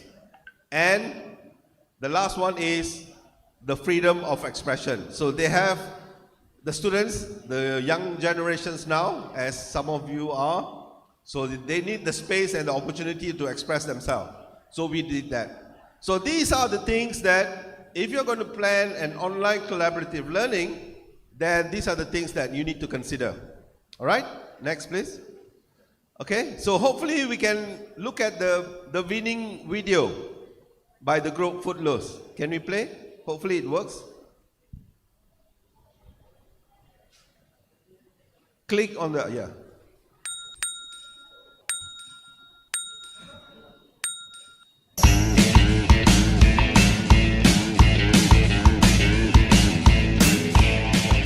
My name is Ren, a young handsome boy. Why am I here in the middle of nowhere? Well, long story short, my parents had a fallout. Me and my mom had to move to Bournemouth, a small town in Chicago, or I think it is. Anyway, the people here is a bit boring, but jovial. Meet my guy best friends, Zach and Willard. And these are my girlfriends. This is Ariel, that is Rusty, and this is Wendy Joe. Hey guys, what's Remember, shaking? they are from Anyway, different I have places, some moves parts to of show you Malaysia. guys. And they are not actors, but they were trained to be actors. Woke up in the daylight, don't remember last night. I just know I wasn't alone. I party in the fast lane, I was feeling no pain. Somebody carry me home. Now I get off the sheets, run for the streets. I gotta punch a clock, but my knees are going one way, woo, and my feet won't stop. Give me room, cause I'm still rocking, bold and strong. Still got the heat, I'm giving the beat, cause it feels so good. Lord, I swear that it's peace walking, I'm still rocking all day long. Shaking my shoes, I'm spreading the news that I feel so good. Don't. What? What don't? You mean this? There's no dancing allowed here. No, seriously? He's kidding, right? Right? Unfortunately, it's against the law. Dancing? Get out! Shut up! Fine then, bye. Mom, where are you? In the kitchen, honey. Ren, honey, meet Mrs. Moore, Ariel's mother. Hello there, ma'am. Nice to meet you. Pleasure is Maybe all we can mine, fast forward. boy. Now, sedikit what is it that towards you the want end. to talk? Fast forward. Learning to be sad. Yeah, okay. We cry, Lose your blues. Everybody cut foot loose. Cut foot loose. Cut foot loose. whoa. So all the editing, First we got to putting tell together you the videos from about. different places were done by them. Everything done by them. Put your feet on the ground. Now take a hold of your soul. Obviously, they're not good singers. Everybody cut, everybody cut. Everybody, Everybody, everybody, everybody cut foot loose. All right, so that's the one sample. So if you want to watch more, it's in the ACT channel, right? The only conclusion that I'd like to make here is that so the students were very challenged because they have to work in isolation.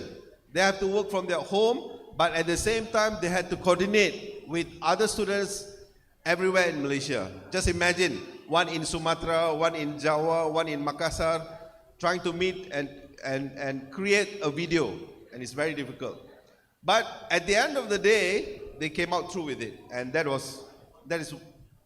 is more than good enough for the three of us. So with that, thank you very much. Assalamualaikum warahmatullahi wabarakatuh. Waalaikumsalam warahmatullahi wabarakatuh. Wow, amazing. Yeah, that video reminds me to what we have at UNESA for the song Indonesia Raya, right? All right, Professor. I almost forget the name. Professor Kamarul. So let me make it clear. So you work with 3 different study programs for the project? All right. Yeah, All right. there were 3 study programs from 3 different schools or faculties. Okay, good, great. Wow, we have similar project here in the elementary teacher education program. We call it STEAM education, but we don't work with across study program, but we just work across disciplines. Yeah. Within the study program. I think the working with other faculties is very important because nowadays we emphasize on transdisciplinary. Yeah. Meaning to say we learn, for example, education can learn from engineering, engineering can learn from the arts. Things like that. That's great. Probably we can adopt this approach next. Yeah. So before we move to the Q&A session, let me remind the audience about the topics of our three distinguished speakers. Let me talk in Bahasa Indonesia to make it clear. So, pembicara pertama kita Bapak Profesor Dr. Muhammad Nur Salim tadi menjelaskan mengenai pendekatan BYOD, Bring Your Own Device, yang sangat menantang kalau dilakukan di Indonesia gitu ya, karena idenya adalah memberikan kesempatan kepada siswa untuk menggunakan device-nya sendiri di dalam pembelajaran di kelas. Lalu pembicara kedua kita dari Finland, Profesor Ganyon, membicarakan tentang behavior problems, ya, bagaimana cara mengatasi siswa dengan behavior problems. Beliau menawarkan multi-tier systems of support. Tadi ada 3 support yang dilakukan, yaitu general support yang harus dikuasai guru kelas. Nah, ini yang sedang tentang pembelajaran berdiferensiasi. Ini yang sedang kita lakukan di Indonesia. Yang kedua, intensified support atau tier kedua ini tentang memberikan guru pendamping khusus ya kalau di special education. Dan ini sudah ada di beberapa sekolah inklusi kita. Yang terakhir yang menarik adalah special support, yang tidak hanya memberikan guru pendamping khusus tapi juga menyiapkan sarana dan prasarana dan juga sistem manajemen yang bagus untuk sekolah-sekolah inklusi yang ada. Dari 3 pembicara ini, I invite all the audience to give questions to our distinguished speaker. But we also have very limited times. I invite 2 audience, one from this room and one from the Zoom probably, to ask question. Anyone? Yes. Okay. The Kasep lecturer behind and the back. Is there anyone raise hand in the Zoom meeting? No, not yet. All right. Please check also the chat room. Please introduce yourself, Pak. Okay. Good morning, Prof. For all the speaker, and then actually I have 3 questions. The first is for your name, please. Your name. Okay. My and name is Zainal Abidin. I'm from Elementary Teacher Education Department Universitas Negeri Surabaya. And then thank you for the opportunity for the moderator. And then for this opportunity, I want to ask to Prof. Ganyan first. It's all about the inclusive. Actually, I want to ask about the best practice in Finlandia. As we know that Finlandia is one of the best help learning system for now. And then I want to know, is there any case about bullying in there, especially in elementary education? If we found the bullying case, what should we do? Maybe best practice in the Finland. And then the second one is from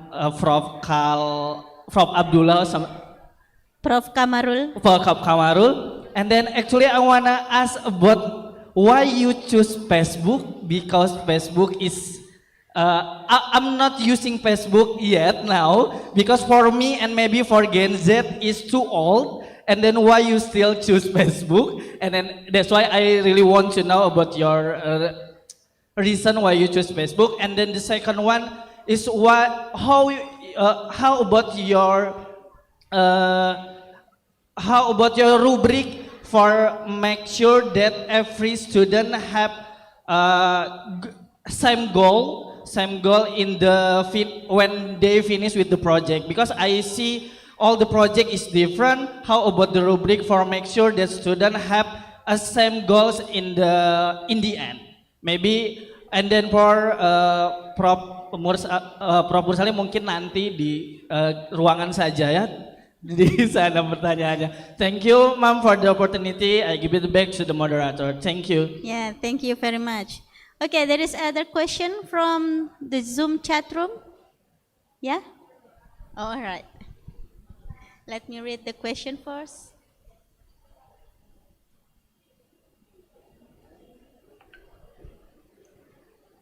Okay, Professor Ganyan, are you still with us? Yeah, I'm still here. Oh, yes. So there was one question from the audience here and one question from the Zoom chat room for you. The first one is there any bullying case in Finland? If there is one case, how do you deal with the bullying case there? Because we understand Finland has very a good system. Probably we can share your best practice. And the second question for you is based on the reflection on the challenge of measuring the success of the three-tier model for behavioral intervention. How can educators accurately determine if students are progressing between tiers, and what strategies can be employed to track long-term outcomes? Thank you. Those are both very good questions. Let me address the first one in terms of bullying. Bullying is a serious problem in Finland. There's two programs. One I mentioned in the slideshow, which was the OWIAS program, which is used in several countries. There's also a program called KIVA, K-I-V as in Victor A, which is also used in Finland. It does require the school to work on such an issue together. That's why these school-wide approaches are really important. So the first thing I would say is try to see if you can develop a basic school-wide program. But even if you don't have that, I'll just highlight one thing. You have the bully and you have the person being bullied, but you also have these other people. It's almost like a triangle. And it's the other people that it's really important to focus on, because all of those people that stand there and watch, how they react is really important, whether the bully stops or continues. And so think about, as you try to consider this issue, think about not just the bully and the person being bullied, but what do you want to teach the people that are watching? How do you want them to react? In terms of the different tiers in multi-tiered systems of support, there's not a real specific point where you say tier 2, tier 3. And so it is a bit fluid. The thing that I will say is every tier should be based on data. And if you have a student, for example, who disturbs the class, then you set up a program with them, maybe a behavioral intervention, and count how many times does he disturb the class. And you set a goal. And if that reduces, then you can consider maybe moving from level 3 to level 2. But it's not so much important what level they're at, because a lot of the interventions at level 2 and level 3 are similar. The point is you want to make sure that you use data. You always want to identify if there's progress based on specific data. And I showed you an example of a sheet where you can give a score for each class throughout the school day. That you can use as specific data, and the data is most important. Thank you. Thank you very much for the answer, Professor Ganian. It's very inspiring to involve community and also the school communities while they see the bullying happened, and we have to also educate the community. I agree with you for that purpose. And also we move to the second question for Professor Kamarul. Do you still remember the question, sir? Yeah. The first question is about why Facebook, right? Yeah, why do you use Facebook? Because it's too old for him. Yeah, too old for you. Okay, believe it or not, Facebook is one of the best social media to be turned as an e-portfolio. Okay? And that is number one. Number two, because it connects people. I also want to expose my students to people outside the world. And this is what we call social capacity, meaning to say, the more people you know, the more beneficial, the more benefits you can gain. For example, perhaps someone from the industry is very impressed with what my students have done, so they would contact and then make the networking or hire them for work. So the fact that, because I've done a lot of research on Facebook, If you can search my name in Google Scholar and you'll get some articles on Facebook. And Facebook, you can capture reflection because I want them to reflect and share their experiences, what they have gained. And when other students, I also ask other students to read their friends' reflection. So this is where the concept of reflecting on reflections. So they learn from each other. So Facebook And also the peer assessment, I think, Yes. that's involved as well. Yes. in So that is program. why I use Facebook. That's for the first question. And your second question is, how do I assess them? Yeah, how do you assess them? Even though they are from 3 different groups. Right. So initially when we met, myself, Dr. Safia and Madam Hill, what we did was we shared, okay, for example, my TESOL students, what they need to do. The acting and directing students, what they need to do. And the graphic and design, what they need to do by themselves because they have their own coursework.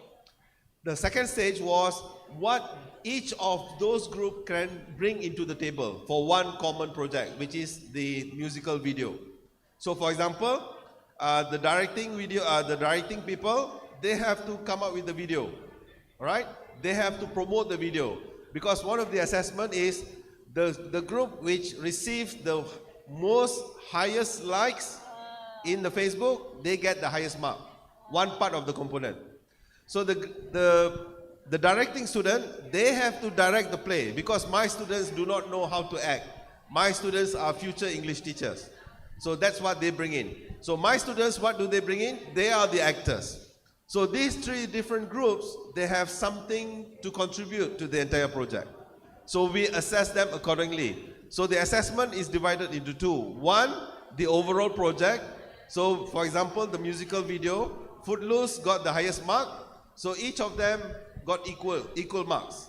And then the second task is the individual, whereby for example, the reflection. Reflection, so each students have to reflect critically. So the reflection is about 10 marks. So my students, I assess them, whether their reflections are related to what they are supposed to learn. So that's how it was done. So use the power of viewers and likers. All right, interesting. We have the last question for Professor Dr. Muhammad Nur Salim from the Zoom chat room by Retia. Regarding to the BYOD approach, by allowing students to use gadgets to access content learning, there are many benefits from BYOD approach. On the other hand, there are also other impacts which can cause distraction for students.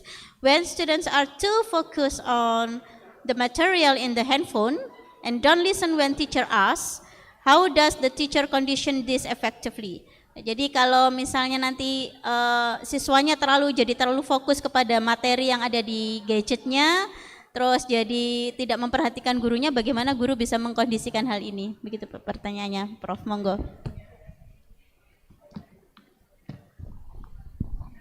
Baik, terima kasih. Tadi sudah saya katakan bahwa sebelum menggunakan metode ini ada semacam aturan kapan harus menggunakan, kapan perintahnya. Jadi murid atau mahasiswa harus mengikuti aturan itu, kemudian kapan gadget itu digunakan dan kapan tidak digunakan. Kapan harus memperhatikan guru, kapan harus beralih ke gadget. Saya kira itu aturan itu harus jelas dan diikuti bersama.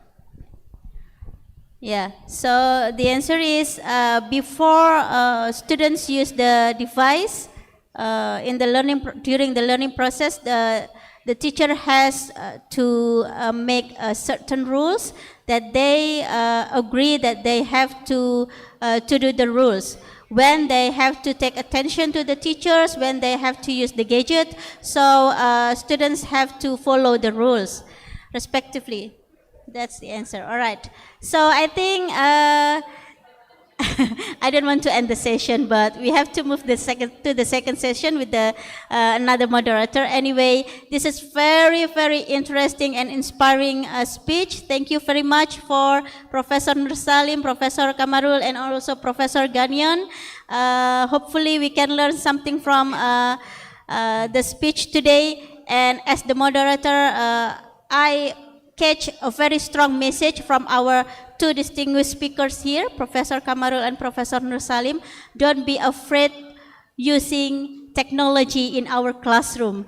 So, and also for behavior problems in our schools, hopefully in the future we can adopt as well the third tier that proposed by Professor Ganian in Indonesia, because we are also now moving and doing the first tier and the second tier. For your information, Professor Ganian. Thank you very much. I end this session, the first session. Thank you very much for your attention and your question. Assalamualaikum warahmatullahi wabarakatuh. Waalaikumsalam warahmatullahi wabarakatuh. Thank you, moderator and speakers, for the fruitful discussion. Thank you. And now we will present the certificate for these speakers, especially for Professor Joseph Calvin Ganyan, PhD, as he is attending an online. So please accept our certificate to you, Professor. Thank you so much. I appreciate it. Thank you so much, Professor. Thank you. We really appreciate that. Please give a big round of applause to Professor Joseph, Bapak Ibu. Thank you, Professor.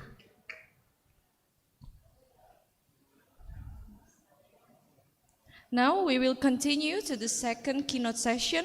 This second keynote session will be led by our moderator, Ms. Irena Yolanita Maurin, PhD. She is a lecturer in Educational Technology, Faculty of Education, Universitas Negeri Surabaya. Our keynote speakers for this session are Assistant Professor Dr. Witawat Katiaman, PhD, Dr. Ronald Makanip Quileste, and Professor Lucille Maesatur. To our moderator and speakers, please join the stage.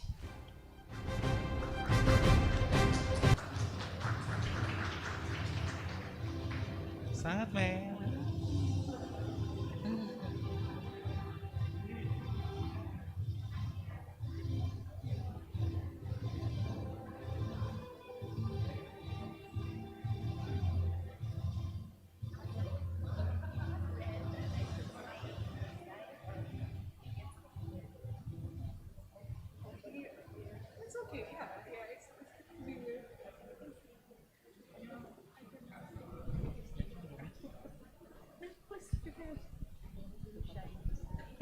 Bismillahirrahmanirrahim. Welcome to session 2 at International Conference of Education and Innovation 2023. Very honored to be the moderator for this session. I'm Irena Maurin from Educational Faculty, Universitas Negeri Surabaya. For this session, we have 3 or 4 keynote speakers. We will start change.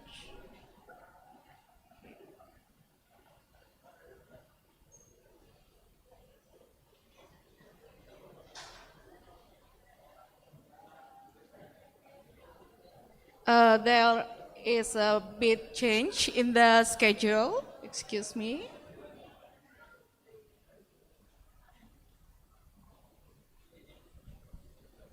Can I open the schedule? Do you have the schedule?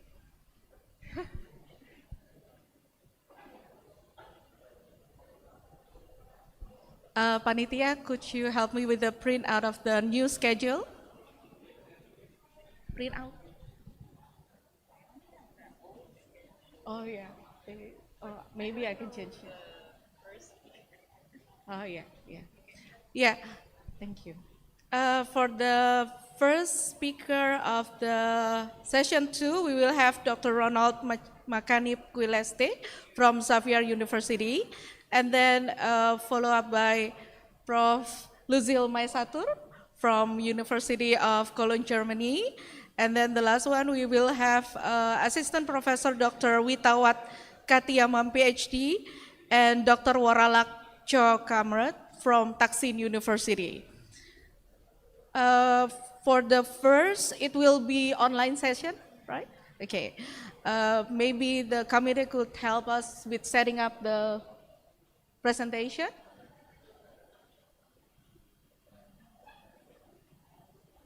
Hello. Okay. Good morning, Dr. Ronald. Good afternoon from the Philippines. Oh, good. Okay. Yes. Okay, nice to meet you. You will start. You will start because you have class, right, this afternoon. Yes. Then the floor is yours, Dr. Ronald.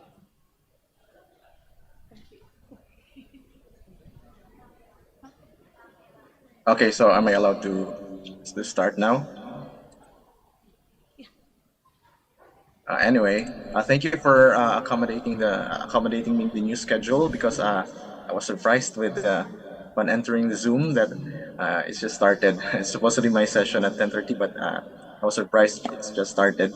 Anyway, I have a class by 1, so I have to fast track my presentation in 20 minutes regarding the topic given to me about emerging technologies for effective teaching. So I'm going to time myself here. I have my phone for 20 minutes. Okay, so this was the surprisingly a similar topic was given to me by another research conference last time, sponsored by my university, but it's also international. It's the Teacher Education Research Conference, and I was given also the same topic about integrating technology in the curriculum. So aside from sharing this one for the Philippines, I also want to share to other countries as well. So I'm going to present to you this afternoon the emerging technologies for effective teaching. Okay, let's have some familiarity test. This is a sort of a quiz. So I think if the audience can respond in our chat box, they may want to write, okay, their answers. So it's just like a 10 apps, okay, rundown of 10 apps. If you are familiar with these apps, you can answer in the chat box if possible. Okay, so this is the first app. So what's your answer in this? You can write in the chat box.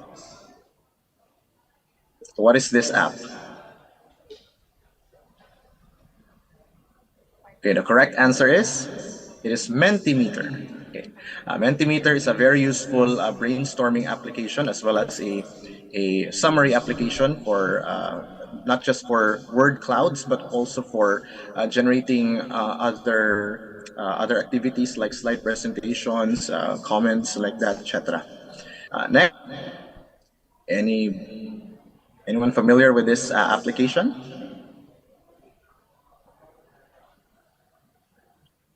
Okay, the correct answer is this is Excalidraw. Excalidraw is the better alternative to Google Jamboard. So if you're bored already from using the free version of okay, the free whiteboard sponsored by Google, you can try Excalidraw. This is an online collaboration whiteboard site as well. And aside from the usual whiteboard function, this can also serve as a drawing board. You can also invite your students to draw various shapes, pictures, etc. for good for all subjects. How about this one? I'm sure everyone is familiar with this. Okay. So this is, of course, we're familiar with Snapchat. Okay, so why do you think Snapchat is included in or as an educational tool? So you'll know later when we go to the 6 emerging technologies. So I've included some applications, some features of Snapchat. Okay, how about this one? Of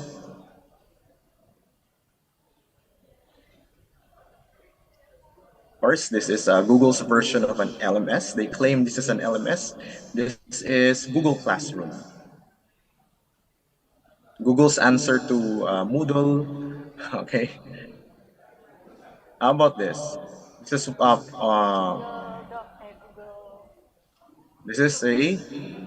part of Google Suite. Okay, this is the Google Forms. Okay, good. Okay, thank you for your responses. I'm seeing your answers in the chat box. How about this? This helps teachers make sure that their students are watching the videos that they assign in classes, and teachers can annotate a certain minute mark in the video and then post some questions just to follow up on what the students have watched so far. This is Edpuzzle. Okay, how about this one? So if you cannot afford a premium screen recording application for your tutorials, you can install this one as an add-on in Google, and it will do the job for you. This is IORAD. Okay, I'm sure all teachers are familiar with this because this was the star during the pandemic, during the asynchronous and synchronous classes. This can improve the quality of your Google Slides. Okay, the correct answer is it's Peer Deck.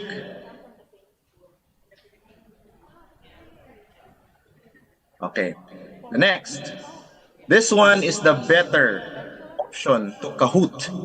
If you are bored with using the classic multiple choice function of Kahoot, you can spice it up a little bit with more features, but it's still the same, multiple choice. This is Lookit.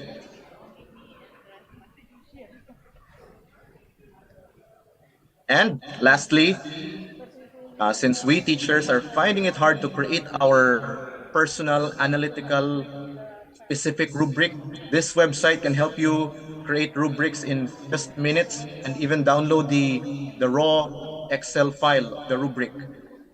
Okay, so this is rubystarforteachers.org. If you go to this website, this online rubric creator can help you design your rubrics well, regardless of any tasks that you want to assign to your students. Okay, so what's your score? What's your familiarity score with the applications I introduced? 4, 2/10. Okay, it's okay because even in my previous conference, not all of them are familiar with the apps I presented, particularly Excalidraw, IORAD, etc. Okay, so anyway, just to have a rundown of my presentation this morning this afternoon rather for 20 minutes, I'm going to present to you the emerging technologies for effective teaching. As I've said, this is not new anymore because this was taught out way back in 2013, particularly in a website by TeachTaught. Even the website introduced 10 instead of 6. So this presentation is also guided by, in our university, we have Ignatian values. We call it the non multa sed multum. It's a Latin Ignatian value, which means not many but much. This also coincides with the idea of the TPAC model, wherein teachers will only choose the most appropriate applications in the classroom, but not everything. So not many but much. And this presentation is also guided by the bonus 6 thinking hat. So as you can see in my avatar right there, I'm wearing the white hat, wherein I'm going to just narrate. I'm going to just enumerate information. Okay, so let's go. So here are the 6 technologies that will reshape the future of education. So if you're familiar with these terms, okay, you can write them in the chat box. What is VR and AR? What is AL? What is AI?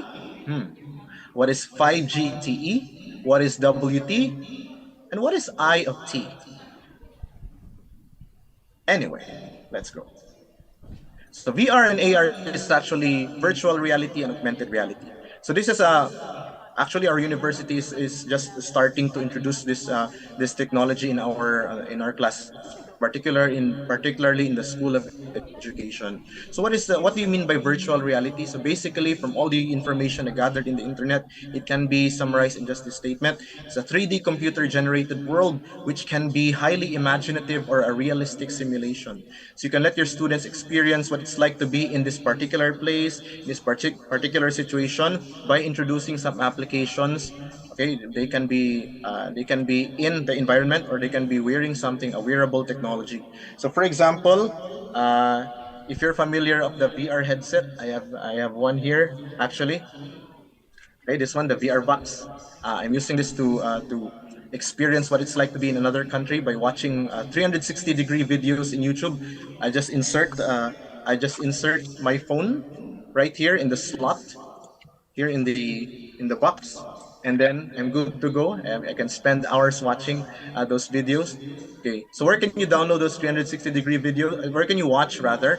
They are available in YouTube. Just search for VR videos or 360-degree videos, and then you'll be able to have the same experience. Like if you're able to afford the headset, but if of course you cannot ask your students to bring all of those devices, you can install some portable applications which will also help them experience what it's like to be in that environment. For example, this application Celestia Portable, if you're teaching astronomy, you can just input the coordinates or even name of heavenly bodies, and it will this application will direct you towards that towards the destination, just like traveling in a spaceship.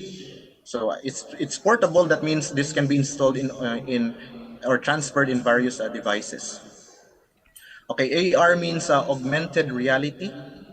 Okay, augmented reality means overlay information and virtual objects on the real world environment. And we are very much familiar with this because way back in 2016, we are able to play Pokemon Go, right? So when we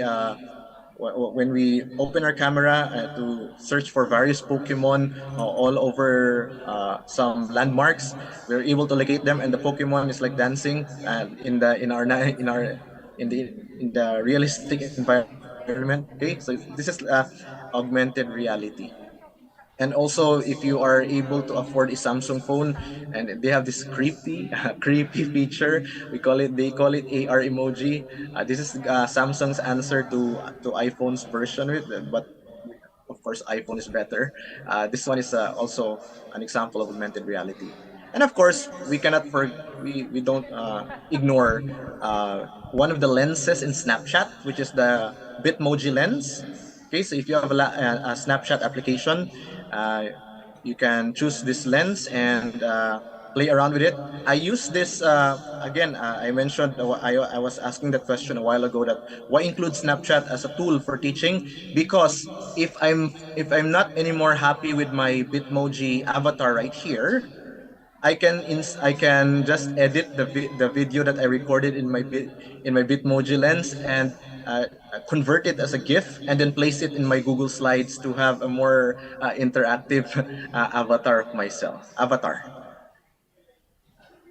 Okay, there are also some other applications that I can suggest regarding augmented reality for teaching in various subjects. For example, Google Lens, of course, it's an example of AR.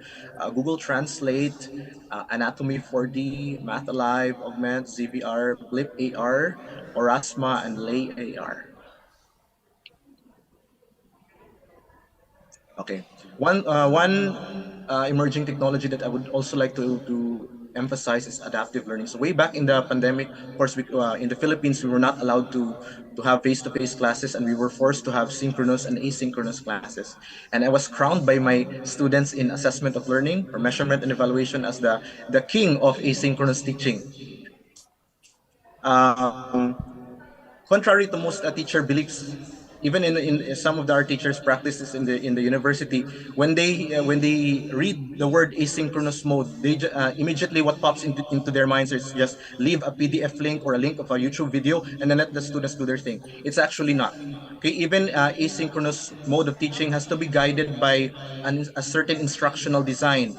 So, for example, I was teaching measurement and evaluation in the School of Education, and way back I was teaching distractor analysis or index of effectiveness, and I designed it in a way that it's asynchronous. So I did not just leave a link to a YouTube video or a file somewhere, but I designed it like a package. So according to the 5 E's model by Roger Bybee, um, it has to be complete, okay, from the engage up to the evaluation.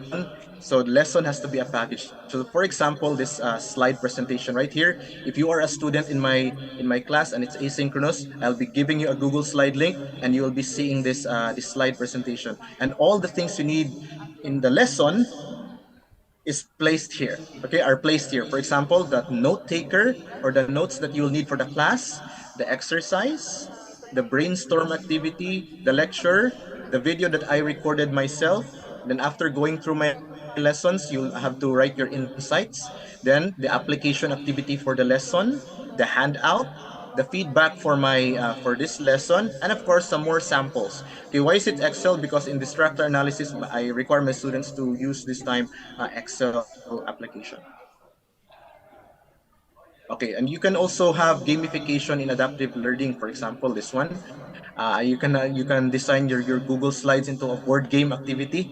So, for example, this one, I let my students watch a video first, and then they will answer a mystery activity. And if they are able to answer that, they can move to this space right here and answer this activity. Then the correct answers will be used as a password for the next task, and then they are able to finish the task successfully. And this lesson is all about aligning objectives with assessment tools.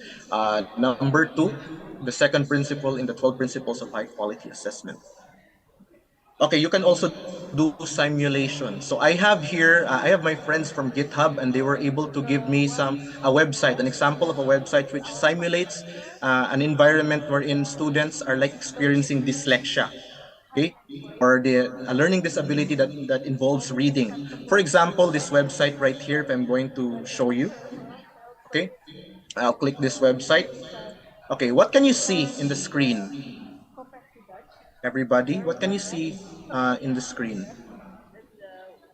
What do you notice of the text? The text is like moving, right?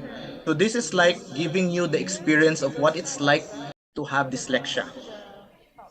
Okay, so this is a very good website for awareness of the experience of dyslexia. As you can see, the text, that the letters are moving because a person with dyslexia experiences the same. Okay. So next one is the hot seat, of course. Okay, AI. So this is a very controversial topic in edtech nowadays, but it's actually not new, because long ago we already have some AI technology. For example, Microsoft Cortana. Okay, that's some AI assistants. We also have, of course, Amazon Alexa. Then we also have Siri, of course. And the short-lived assistant of Samsung, it's a Bixby. So if if you have a Samsung phone and it has a dedicated button on the, I think, right or left, it's the Bixby button. And one cool feature about Bixby is it can rap. And of course, the latest AI assistant for Samsung, we have Samsung Sam. And if you're familiar with this one, okay, this is the application called SimSimi. This is like a chatbot, the first chatbot which responds to you in real time, and somehow it makes sense. But nowadays, I think this is already paid. But before, I think way back when I was a student, this is actually free. And of course, I would like to suggest some AI applications for teachers. And these are some AI applications that I'm using right now. I'm very open in my classes regarding the use of AI, but we have rules in the university as well regarding usage. So for example, some apps that I would like to recommend here are the following. Perplexity is free. You can install this one in Google, from Google Play. Okay, and then of course ChatGPT, GPT-3 and GPT-4 is already available. Quillbot to paraphrase your text. Okay, Dolly to generate some pictures. If you want to prompt and then generate images. Okay, we also have some built-in add-ons, AI add-ons in Google Sheets, which help us self-grade our online tests. For example, Flubaroo, and we have this form limiter. Okay, to set a time limit for accepting responses in our Google Forms. You can install this add-on as well. And of course, don't forget about Turnitin, since we're dealing with research and AI is already here. We have to be familiar with the use of Turnitin, because Turnitin also has a feature of detecting AI language. Okay, the AI text. Okay, and of course, we also have some presentation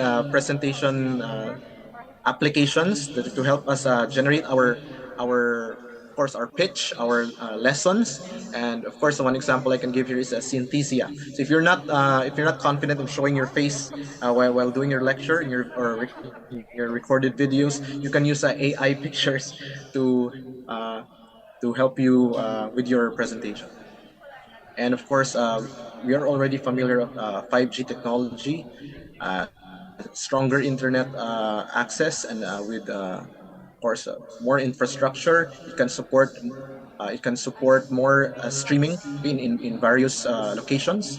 I think in my university, we are yet to implement this technology. So I have less than a minute left. Okay, wearable technologies as well. This is our an emerging technology. What are some examples of wearable technologies? Okay, for example, high-tech wearables, and this is a smartwatch. Okay, the VR headset. Okay, and these are some examples of available wearable technologies. And Internet of Things, wherein we have our own devices, and then we upload it in the internet. For example, this one, security system at home. So we have this security system at home, and we have also the application in our phone, and whenever it detects a certain movement outside my house, it will inform me. Okay, there's a notification. And what else? Okay, we also have blinkers. If you're familiar with blinkers, this is not a new technology anymore, wherein the teacher uses the camera to scan the answers of students, so use erasing their paper, because the paper resembles letters, and in the screen it will flash if their answers are correct or not. And of course, a zip grade. And of course, Bluekit, the better version of Kahoot. It will introduce to you various features, not just the usual classic multiple choice, but you can have the racing game, just like this. This is my favorite, the racing game. Okay, so overall, these are the 6 emerging technologies that we can integrate in our curriculum. So what are they? Virtual reality and augmented reality, adaptive learning, artificial intelligence, 5G technology education, wearable technology, and lastly, Internet of Things. So as a parting message, of course, what do you see of this image right here? We have to be one step ahead of our students. So since our students are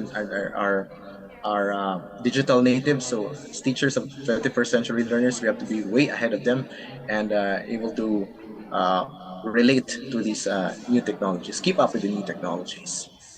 And our lessons should still be guided by instructional design, because as I've said, if we choose all the technologies around the world, okay, and then you compromise the point of your lecture, your message gets buried, the lesson gets buried. So as much as possible, uh, let's do with what we can with the most appropriate technologies. And lastly, conventional learning resources are still very effective, because in the context of the Philippines, some areas in the Philippines do not have internet connectivity yet, and electricity is still their primary source of or primary helper in their teaching. So in the far-flung areas in the Philippines, teachers are still encouraged to use conventional learning resources like flip charts or pocket charts, etc., or bulletin boards. Okay, so I think that's all for my presentation. Thank you, and good afternoon. Thank you, Dr. Ronald. May we have the applause, ladies and gentlemen, for Dr. Ronald from Xavier University. Yes, it's really interesting to talk, of course, about especially the new digital apps, AI, AR, and I promise you there will be lots of issues about that, using that in the classroom. Okay, ladies and gentlemen, for the second keynote speaker in this second session, we have Professor Lucille Maisatur from Cologne University. I believe she will be the best representative to introduce herself. The floor is yours, Prof. Lucille.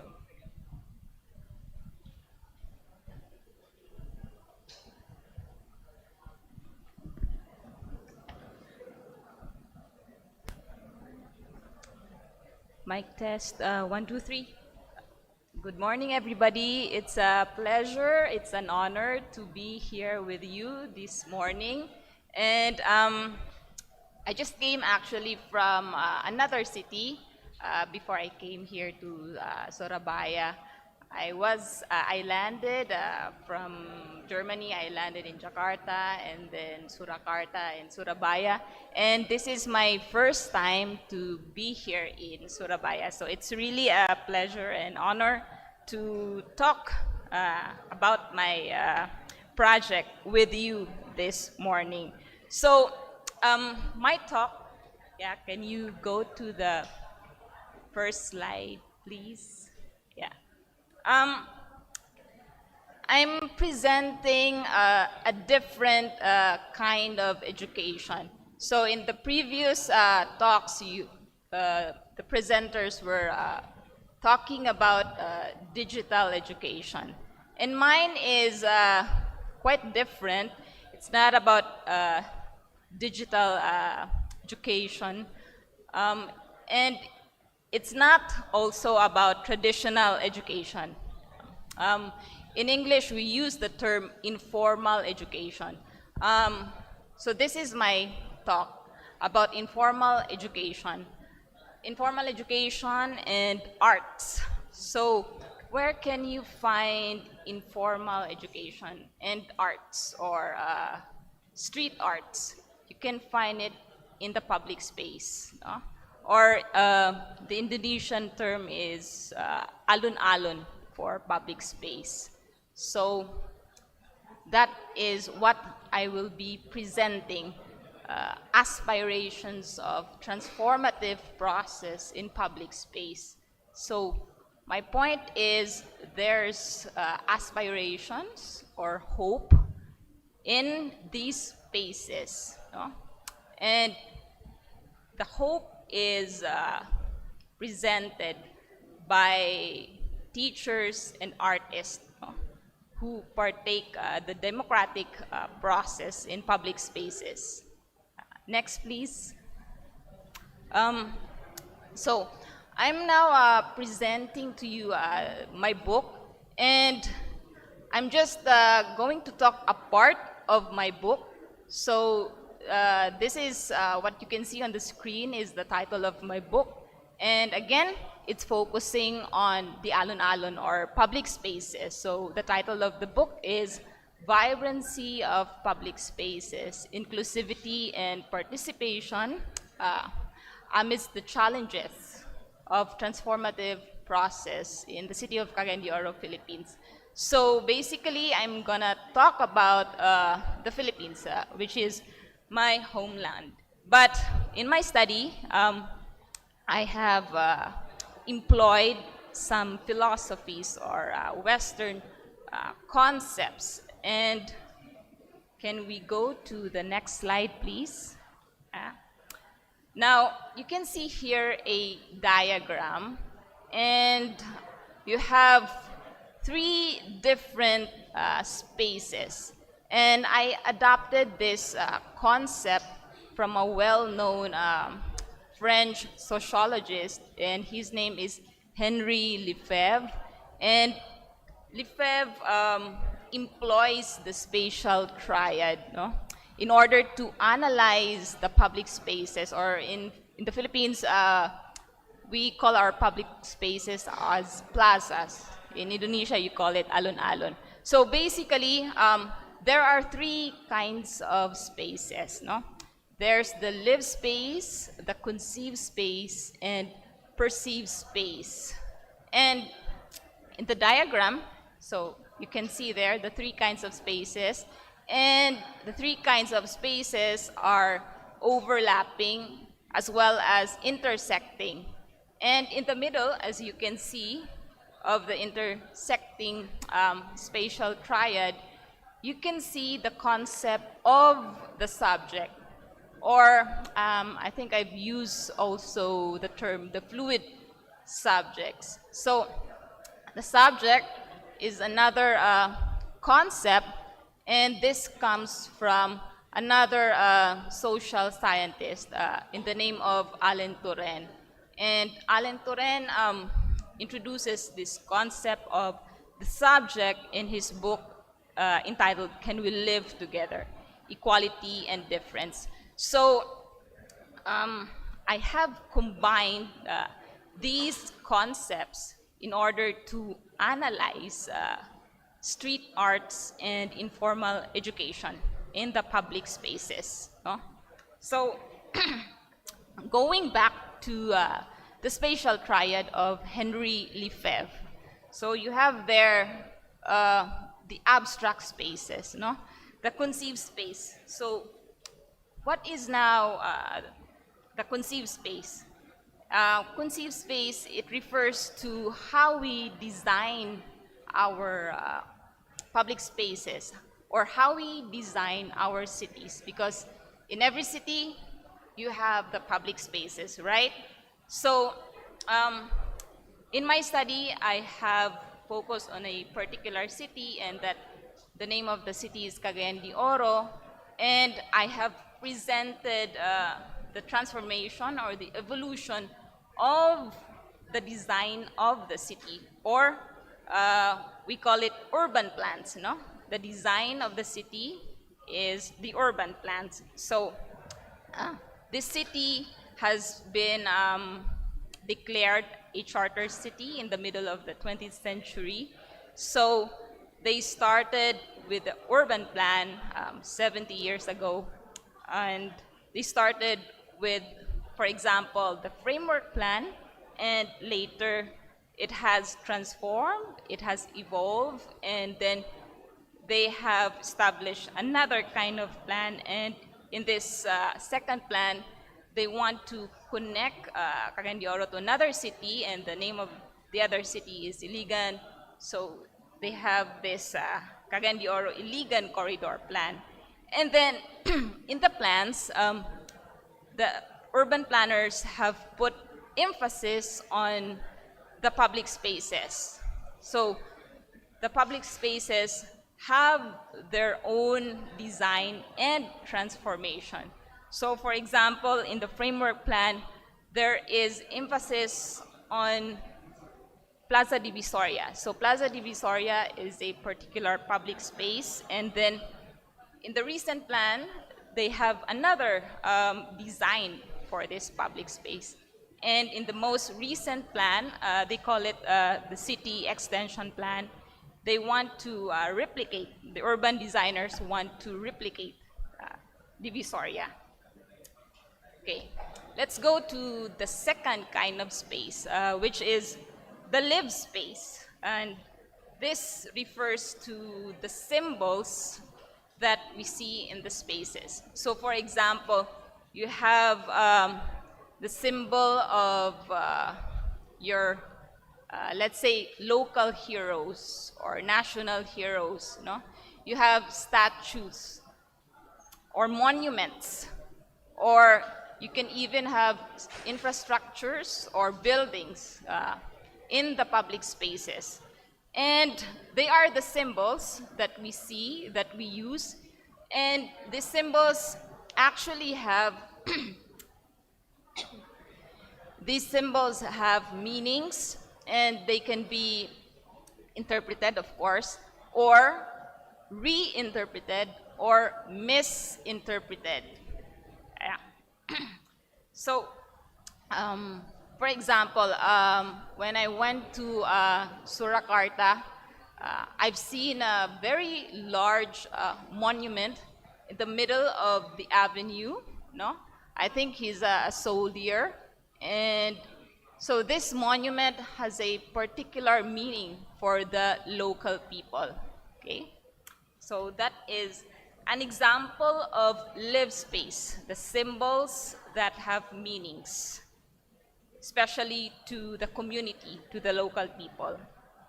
And the third kind of space, perceived space. This is quite important because when you refer to perceived space, you are referring to the everyday life or the daily life of the community.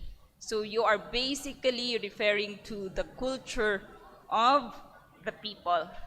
And the culture reveals the worldview, or in German, we say Lebenswelt. Leben means living, Welt means world. So it's the worldview, the culture of the people. And in my study, I have argued and pointed out that the worldview for Indonesians, for Filipinos, for Thais, and all the other tropical islands, the worldview is based on the fluidity of spaces.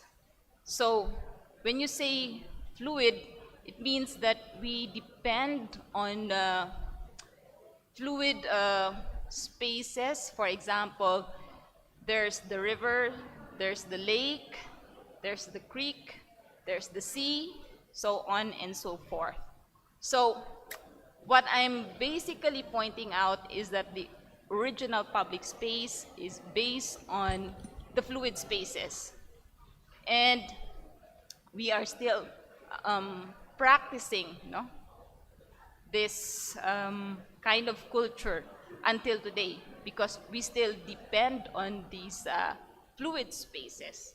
So this fluidity eventually brings in vibrancy as well as inclusivity. And this is mainly my argument. Now, going back to the concept of the subject by Turenne, okay? Turenne is another French sociologist, and he has defined the meaning of the subject in his book. So what is the meaning of the subject according to Turenne? So he says, open quote, the subject has no content but its own production. Can you please go to the next slide, please?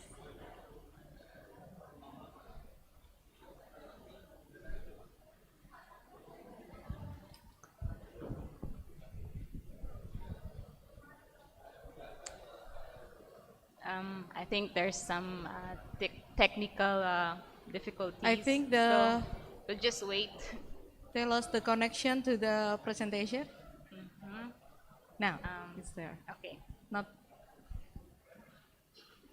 So the subject, accordingly, has no content but its own production. It serves no cause, no values, and no law other than its need and desire to resist its own dismemberment in a changing world in which there is no order or equilibrium. And I have simplified this definition from Turenne, and I have rephrased it, summarized it, and okay, maybe we'll just wait for a second. Yeah. So there. So I'm saying that the subject, or the social subject, or the subjects with S, it's with S because it's an individual who is interacting with another individual. So the subject need another subject, and together they are a community. So now it's in plural form, the subject or the social subjects. So the subject uses his or her own will in these uncertain times, especially during the pandemic. So the subject also knows his or her identity. Thus, the subject can be an agent of transformation, or he or she can be an instrument of change. And as an agent of transformation, he or she is able to adapt and able to navigate and be fluid amidst the overlapping challenges, social challenges or social issues.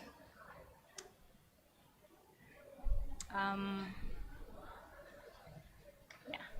So what does the subject or the subjects do in public space? Since the subject is an agent of transformation. Yeah? In the Philippines, there are overlapping crises. No? There's the issue on poverty. So, for example, 1 in 5 live below the poverty threshold, or there are around 3.8 million families, no? Living below the poverty threshold. So we can consider this number of people as the marginalized. And there's another social issue, and I believe this is similar to the issue in Indonesia, and it has something to do with the illegal substance or illegal drugs. So in Indonesia, you have their the slogan, "War on Drugs," no? And you also have a hashtag, and I have seen that when I was in Solo. The hashtag is hashtag Bersina Indonesia. So it means drug-free Indonesia. Okay? In the Philippines, we are experiencing the same issue, the same crisis, war on drugs. So the figure shows that there's around 96,000 arrested drug personalities. And the figure also shows that there's about 1.3 million surrenderies, no, from the drug operation. And it further presents that there is around 3,400 drug personalities who died, who were the casualties in these drug operations. And on top of that, there's another issue, and this is connected to education. And the statistic shows that about 4 million youth are out of school. Yeah. So there's a lot of crises, no? Overlapping crises. And the figures, as I have just mentioned to you, are quite overwhelming. But I want to put emphasis that despite these challenges, social issues or social challenges, there's still hope, and hope can be found in the public space. No? So the question now is, what does the subject do in the public space in order to showcase hope or aspiration? And in my study, I will show to you the results. Can we go now to the next slide, please? Yeah. I think we'll just skip this. We will skip the slides, and there, okay. So I have found out that there are certain groups or certain subjects, no, or individuals who partake in this process of giving hope, especially to the marginalized. No?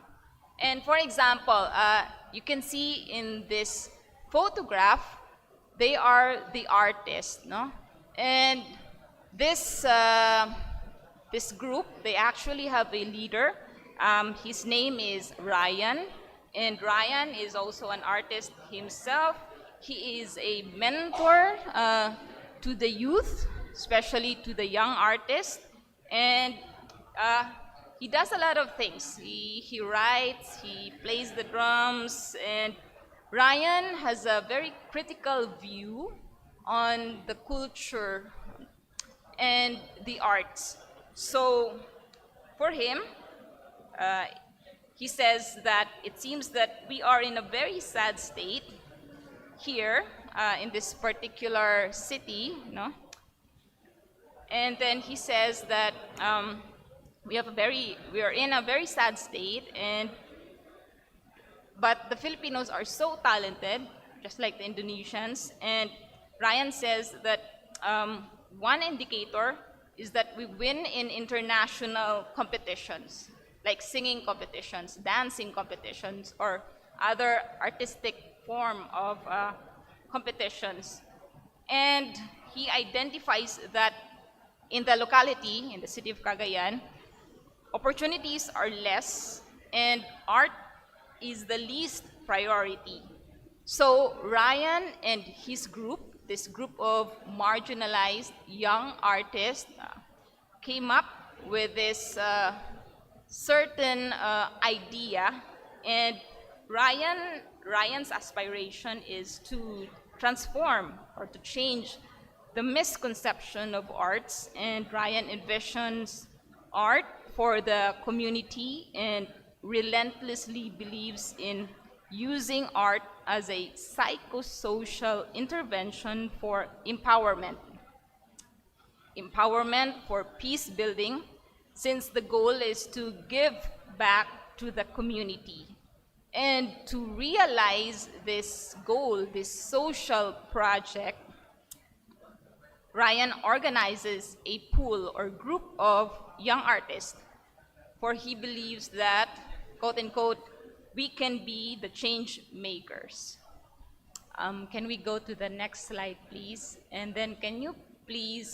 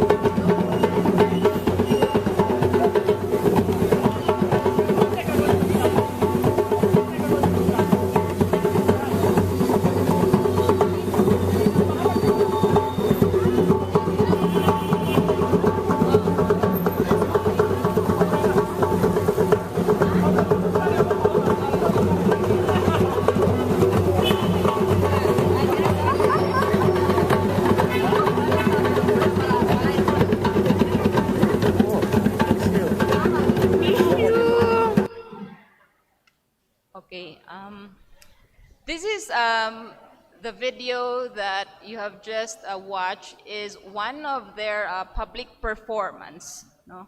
So it was in Plaza Divisoria, and they show this kind of performance because they have a particular group which is called Derihusi, or Here Friend, and they have a particular aim, no? And the aim is to band together young indigenous talents and initiate reinterpretation of arts with the maxim, indigenous is hip.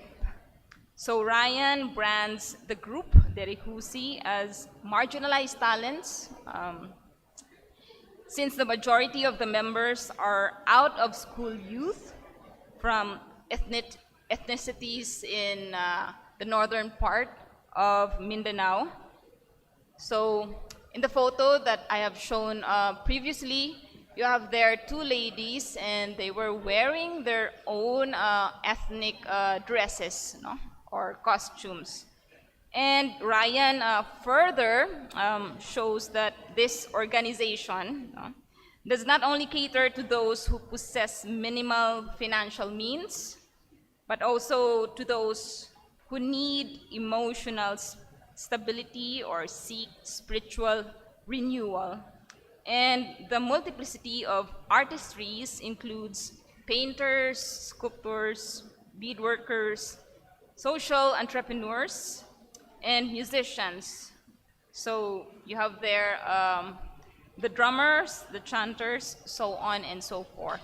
So this group called Derihusi or Here Friend endeavors to achieve a creative social enterprise, an artisan collective, a band of world musicians, a training hub, and a fair trade advocate. So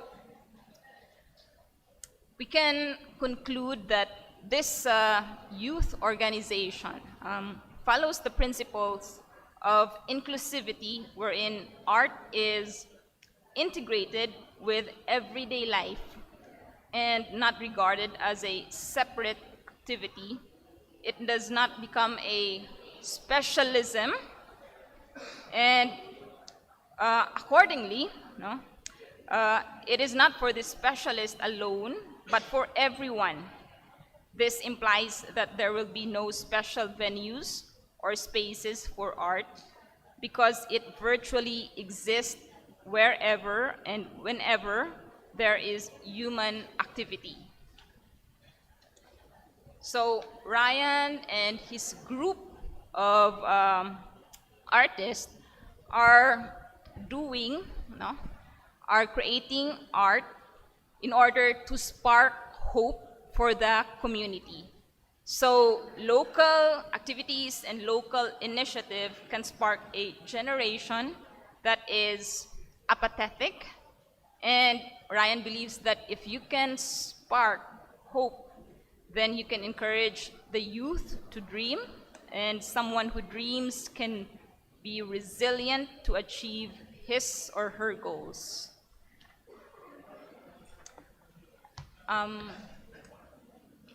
Can we go to the next slide, please? Yeah. Can you please press play? Can you go? Yeah. There's a.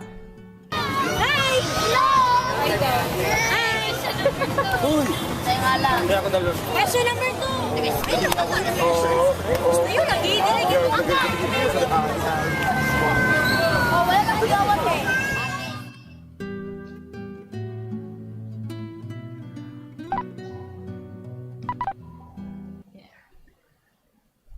This is another showcase in the public space, and this is related to informal education. So as you can see in the videos, there are volunteer tutors, no, in the streets, and they were teaching the homeless children.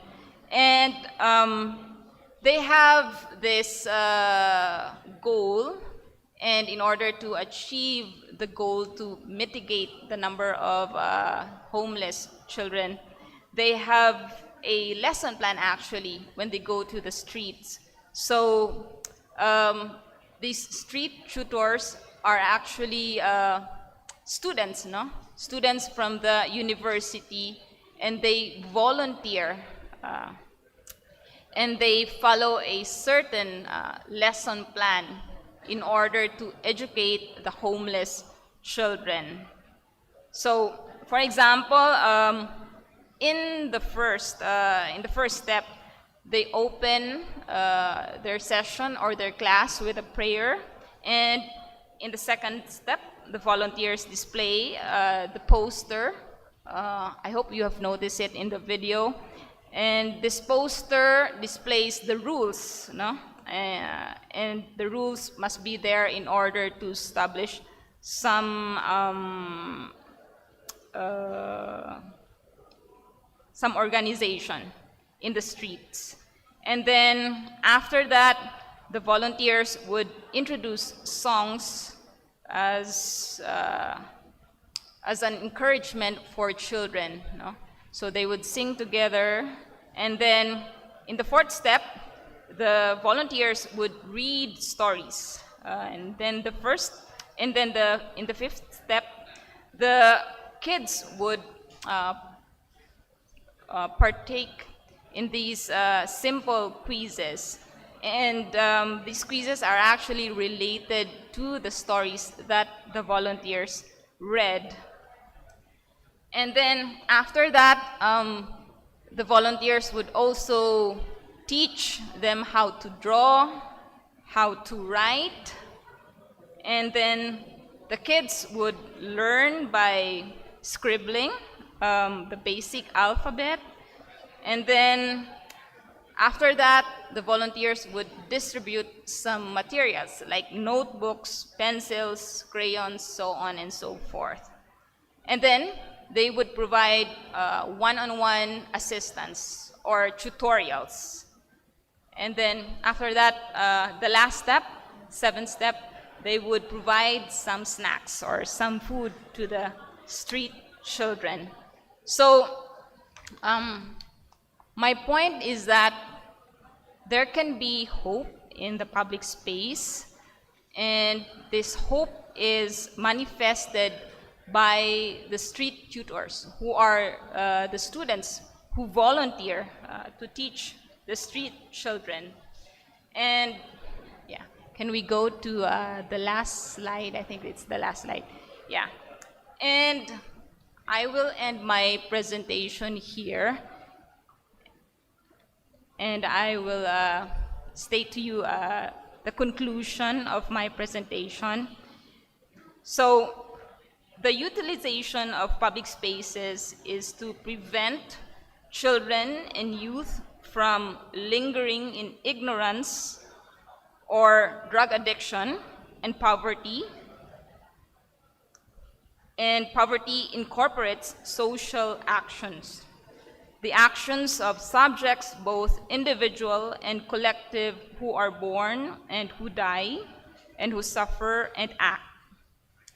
Thus, action in public spaces illustrates democracy as part of everyday life. It is a cycle of aspiration. I think I'll end my presentation. Okay. Thanks a lot for your attention. Thank you, Prof. Lucy. Big applause, ladies and gentlemen, for Prof. Lucy.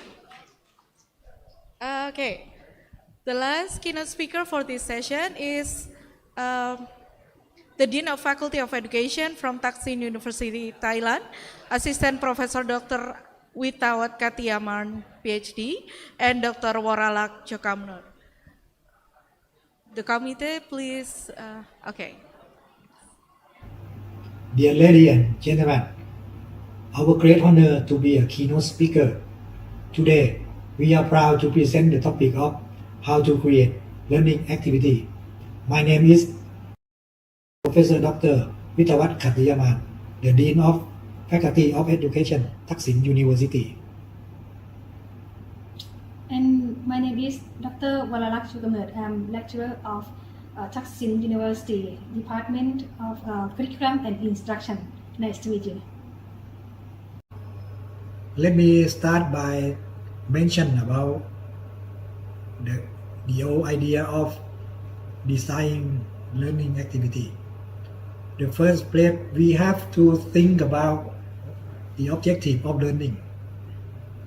We have to keep in mind that what goal we want our students to be achieved, but in the new idea of designing learning activity, we have to think about how might we help learners become someone in the future. We have to think to the future that when we teach what that we want our students to become, not just think about to learn about the topic. This is the new idea of creating activity. And then we have to think about how activity that will serve our goal in the first place. We have to think how might we create experience where learners do and reflect to get inspired and dig deeper into the topic to serve our goal that we want our students to become someone in the future. And in the last one, we have to think about the new idea of assessment.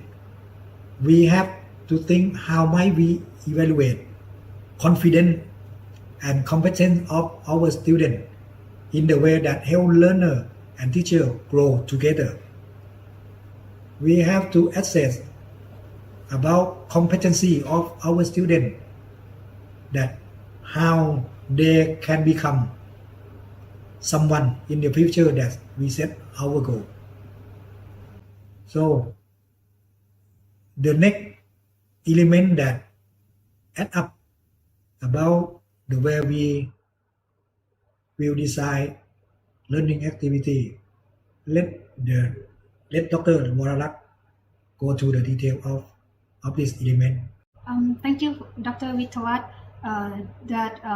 to explain about three main of objective, activity, and assessment is a basic of domain for design learning activity. So we have another, a new idea. There's more than 3 domain. I will add up to more 3 domain. This first domain from, I think not the first, it is the fourth domain. This is a space, and artifact and culture. I would like to go deep to about every domain for detail. Why we to have a more domain? There's have a listen, because if we decide about learning activity, it means that we must to know about this concept about learning cannot happen without emotion. It's true, because learning is a neuroscience. I mean that I can quote some word from someone about Dr. Yang to mention about is this neurobiological impossible to think deeply and about or remember information about which one has had no emotion, because the healthy brain does not waste energy processing information does not matter to be individual. It means that if we would like to be teacher, there's a good teacher for design about learning designer, to be learning designer, we must to be like this picture. Please see about this picture. This picture that show about we can control variable. I mean that's variable, example, objective, learning, activity, assessment, or space, in artifact, and is a very important, is very impact to emotional student. Emotional is a culture. If we can design it like a level, can to up or down in our lesson, in our instruction, student can feel about can to learn in the, is like a journey in that classroom. So if we can decide about learning activity based on 6 pedagogical level, I will call it that pedagogical level. There's a 6 level. It's the idea from Stanford University used for apply. Everyone can apply in your lesson plan. Dr. Vitawat mentioned about objective learning and iteration, but I try to go to detail about space, artifact, and culture. This is the fourth level about culture. How we can design about culture in the classroom. I would like to show about this point. We can set tone in this our classroom. Example, if you go to the party, you feel happy. Why? Because someone to set tone about that party, to everyone to come into the party and feel happy. It's the same in classroom also as well. Example, if we can set about this classroom about formal, it's like this, and we can set informal as well. And some it depends on teacher how we set about in that classroom. Example about this picture. What tone for this class? What teacher set tone in this class? If you see about this picture, you will see about student smile for touch something at some artifact and smile and class. It means that teacher try to set tone in this classroom or culture to feeling about curious, happy, and life of your hand or left of your hand, but it's sure about blackboard and one student to try to note something on the blackboard. Is that a zone that student what tone in this classroom? Funny, technical, mature, or seriously? You can feel about this emotional student to feel about serious and technical to try to do something about that lesson. That's very important. We can set the tone of classroom like a culture in classroom as well. And then see this picture. This is very different picture. In first picture is show about some many students make a line and have someone, the monk, to have some ritual, and it means that what tone that you feel is tone for respectful or there's can self-control to listen and pray and pay attention. And another picture, if you see about this picture, its tone is different. That tone is feel we try to set tone about feel free to freedom to learn, feel free to reading, sitting, and find something in that classroom.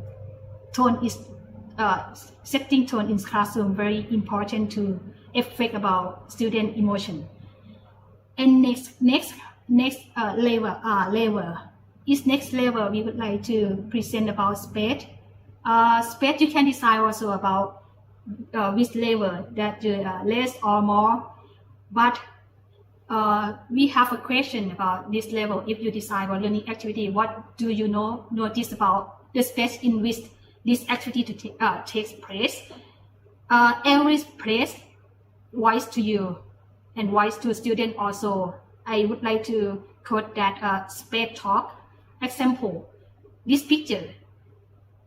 What space talk in this picture? If you go to in this place, you will what space talk is. Space talk like to listen keynote speaker to speak something and please listen and focus on him. It means that if you set space and you set behavior also, student behavior also. Next, please see about this picture. This picture, this is the first picture. This is a very traditional picture. I think this so sorry I'm not too referring about it. This picture, what picture? But if you see about emotional student emotion, is everyone to sit on the chair and table and listen and read. You very focused and listen someone to speak something. We can metaphor in this space is a campfire. Campfire is mean that everyone ganging up to listen some message from someone. And second picture, if you see about second picture in that classroom is a different position. Teacher stay beside children and children to do something on the blackboard, and another part teacher and student to work, ganging up to work some tasks on the table. It's a different space talk. Another picture, space talk, is the collaborate learning. Please to learn together, collaborate learning, and teachers stay to be beside student and help support student to learning.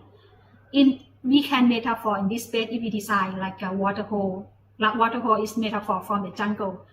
Many animals to come to the water hole for drink, and between the drink water, many animals to see together.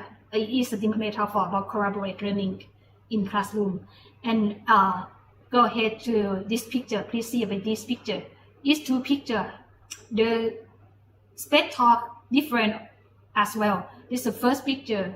If you see some student to stay very focused and read and very calm and individual. You feel independent. Sometimes student to learn about something and would like to reflect and have a place for reflection or place for meditation and stay in yourself and can critical something and cannot do noise, something like that, and is a help student to deeply thinking. So another size, another picture about different student can work, collaborate, and can make everything dirty and can to practical everything, try experiment, blah blah blah. It's a feel busy and noisy, and student can work more experiential learning together each other. This is space, different space, but different talk also to affect to emotion, student emotion. So the next is a metaphor like a campfire. This it can back to this picture again. This picture is about.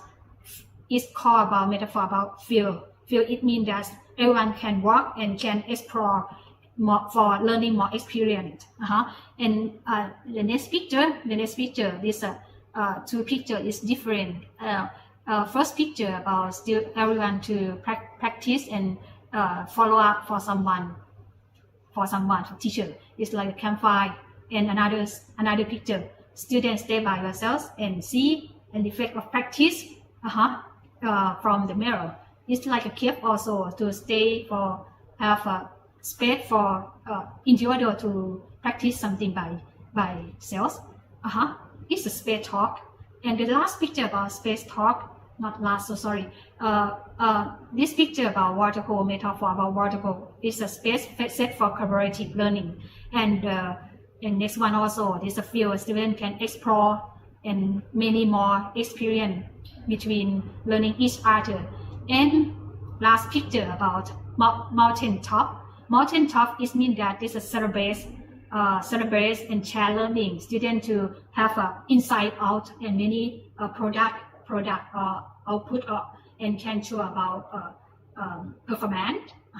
This is a mountain top. This space, every space very important for learning, because learning cannot happen if student without emotion. I think this makes sense for this level. And you can this apply about this idea to the design about your classroom. And many space in classroom for every function that's appropriate for learning style. And next one, go ahead for artifact. Artifact is a label in pedagogical level also. Artifact it can help students to learning by doing and can clear about everything. We can use a diverse material to support about different style, different learning, different style. Student can help student to growing up learning and success in that class also. I show about this blackboard. It's very nice because student can follow up and can know about pattern in this blackboard and query about concept that lesson. This show about 6 pedagogical level is not only 3 domain. That's the old idea.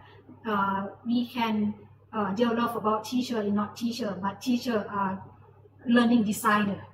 And learning designer, we can use about 6 pedagogical level to design your lesson, design your classroom. Is meaningful for learning each other, teacher and student as well, to learning together how we can develop about your lesson plan, your instruction, your classroom. Okay, thank you. From our presentation, you will see that the new idea of designing activity, we have to focus on the emotion of our student, because the emotion of student will affect the outcome of learning, because everything that surrounding the student, the learner, will affect to performance and the learning behavior of our students, such as a space or artifact or culture.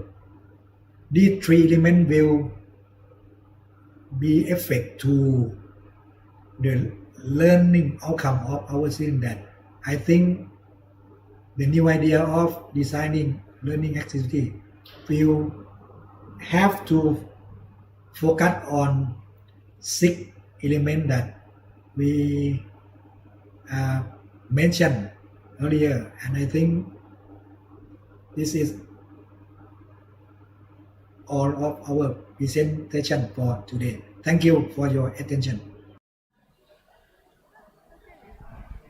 Okay, ladies and gentlemen, applause for our keynote speakers from Taksin University, Thailand. Okay, now we come to, we would like to apologize for the fact that we are running late, so maybe the question and answer could be like 1-2 question. Anybody would like to ask any question? In English or in Bahasa Indonesia, I could translate it for you. Or from the Zoom?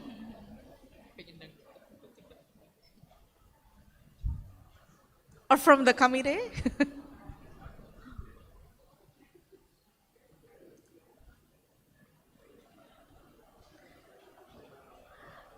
I don't have access to the Zoom. Maybe the committee could help me with the...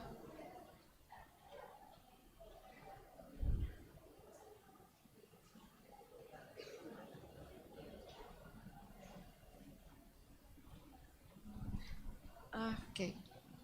Okay, we have, 2 questions. The first one is to Mr. Ronald. Can you share tips on how to manage student focus when they are allowed to use various learning apps during the class? Because potential challenge that faced by teachers, sometimes the students no longer pay attention on the topics discussing the subject.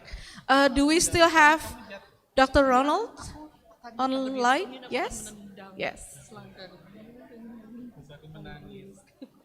Okay, regarding the first question, as I said before I presented to you the enumeration of technologies, your lesson should still be guided by instructional design. So regardless of Sorry, regardless of the instructional design that you have chosen, okay, you'll still be able to organize your lesson. For example, in my case, during the pandemic, I was able to sustain the focus of my students because I was guided by the 5 E's model by Roger Bybee, and with that. If you can recall my presentation, I presented there the objectives, and the objectives are like steps according to that instructional design, and it will provide the students the focus on what they are going to do, okay, and the apps that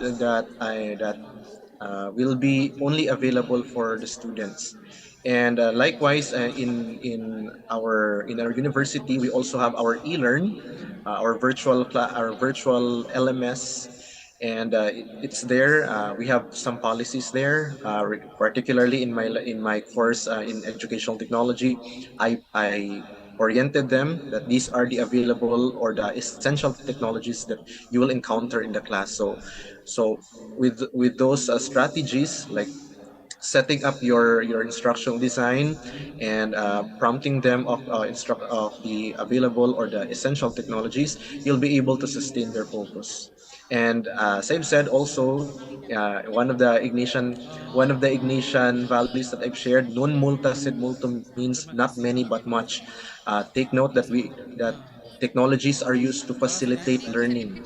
Okay, we use them as tools to communicate our ideas to the students properly. So if we bombard them with a lot of technologies which are unnecessary, for example, if we include a lot of effects in our presentation, if you include clip arts, etc., it will bury the message. Okay, your content will be disregarded because their focus will be shifted on the beauty, the aesthetics, etc. That's why in the modern presentation of PowerPoint or even slide presentation in general, transitions, effects are no longer included. Okay, Yes. and yes, I think that's my answer to the first question. Yes, thank you. I couldn't more agree that we use the apps to facilitate our learning. We don't follow the apps, right? Yes. I hope that answered the question. The second question for Lucy, you're here. We are also talking earlier about UNESA, Universitas Negeri Surabaya, that we have lots of public spaces, and now we are expanding with our lots of numbers of our students. Then what safety measures are in place to ensure the safety of visitors, especially children and young children, during the gatherings in open spaces? Yeah, thank you for the question. Regarding the safety of the children during this public session, the volunteers would make sure that they go to the street kids, and then they would introduce themselves, no? And then they would introduce themselves as volunteers who would like to teach the children, and they actually go to the public space as a group. So these students, they have their own organization, and the name of their organization is Reading on Wheels. So Reading on Wheels means they are mobile.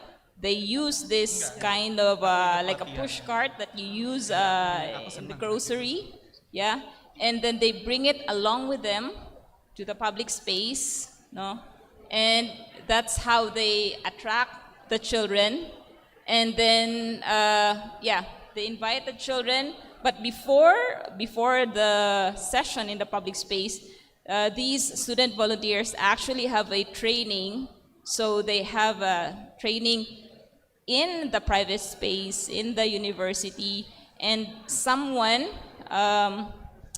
like a teacher or a professor, would give them guidelines as to how to approach the street kids. So they are guided with these rules, no, or regulations once they are in public spaces. And they make sure that, yeah, once they are in the streets or in the plazas, no, they make sure that the kids are with them, no, and they are free from harm. Let's say they would make sure that these kids will not be hit by the automobiles. No. So that's how they make it safety during the session. I hope that answers the question. Yeah, me too, thank you very much. Yes, establishing the rules during any kind of gatherings in public spaces will be very important. Definitely, yeah. So they have to be guided. Yeah. Okay, thank you very much, Dr. Luzil. Yes, ladies and gentlemen, I think, okay, no more questions. Yes, we also have, our time has up. Okay, then that is the session 2 for this International Conference of Education and Innovation. Thank you very much for our keynote speakers, especially Ibu Lucy yang datang ke Indonesia hari ini. Okay, thank you. Have a nice day, everyone. All right, please give a big round of applause to our moderators and speakers. Thank you so much. Now we will present the certificate, especially for our online speakers. Before that, we would like to thank Assistant Professor Dr. Witawat Katiaman, PhD, who provide the speech through video, and also Dr. Woralak Chokamner, who also provide the keynote speech through video. Therefore, we would like to present the certificate to Dr. Ronald Makanip Quileste. Thank you very much. Thank you very much.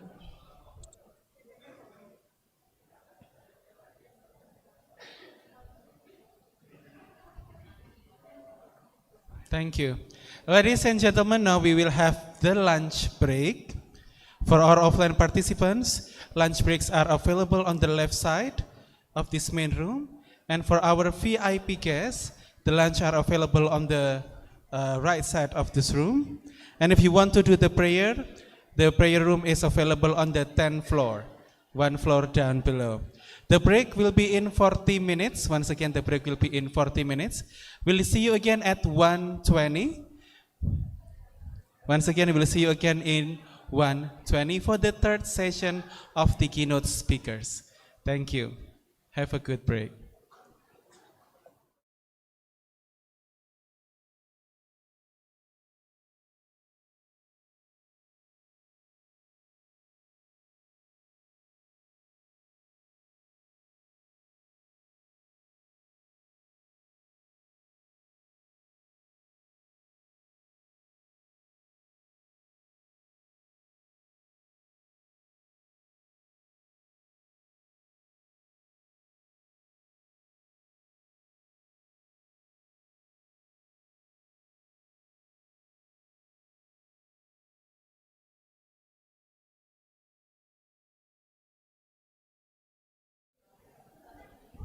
Ladies and gentlemen, welcome back to the main hall, and also for the Zoom participants, welcome back.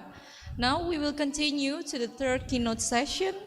This keynote session will be led by our moderator, Dr. Ahmad Rosidi, MPD, which is a lecturer from Polytechnic Penerbangan Makassar. Also, our keynote speakers for this session are Mr. Saptandri Widianto, SH DESS DESM, and Dr. Sahib Khatun. To our moderator and speakers, please join the stage.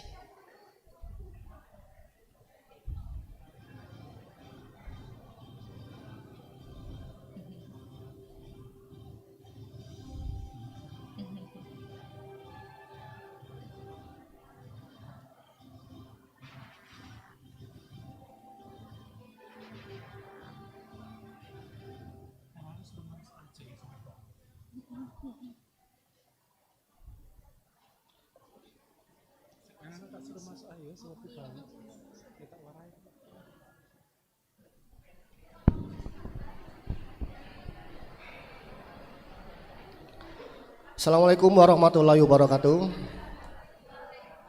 Hello everyone.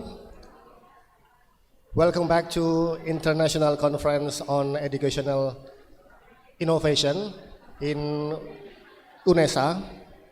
Unfortunately, our speaker for today cannot attend in the offline. Actually, we have two native speakers. The first is Bapak Saptandri Widianto, SH DSM from Polytechnic Penerbangan Makassar. And then our second keynote speech is Dr. Sahib Khatun Tahim from Saint University of Malaysia. Okay, we will say hi to Mr. or Bapak Saptandri in the Zoom. Please, operator. Halo, Bapak Saptandri. Hello, moderator. Hello, everyone. How are you today, Mister? Oh, very nice today. Sorry I used my uniform because I already get joined with graduation Polytechnic Penerbangan Surabaya. Thank you. Oh, good, thank you, sir. Okay, today you are going to give a speech about the innovation in vocational education. Yeah. Time and floor is yours, sir. Okay. Thank you very much for your give the time to present my presentation. I would like to talk about the innovation in vocational education. There is, I think, the important thing because we are vocational education is different with like another university. Thank you. Vocational education is higher education that support the mastery of specific applied skill. Diploma level equips students with a practical skill or technical expertise. The learning process is 60% for the practical and 40% theory. So students will be familiar with the problem and solution in the field. Why? Because we are vocational. The study diploma period is shorter than bachelor degree. Vocational education graduate with a diploma degree with internship experience, certificate competence, and license. I want to know that when you join with me in Polytechnic Penerbangan, is it like buy one, get three? Why? You get the diploma, and then you have the bonus certificate competency, and then you will have the license. Okay? This is the activity of Charuna.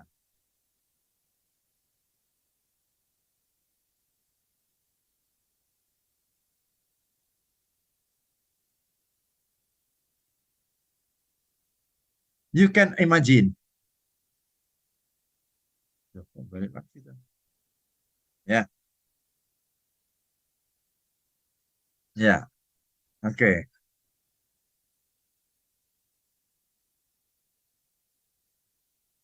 You can imagine the Taruna full activity is live in dormitory with the full of schedule, full of activity. And only on Friday, they can go out and back to the campus on Saturday afternoon. This is I want to know this is this part for the campus yearly event.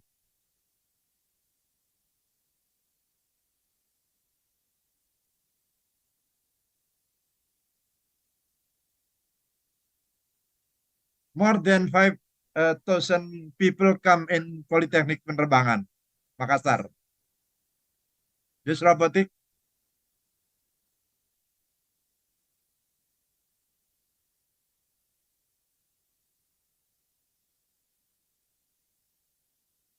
There's a cooperation with another university.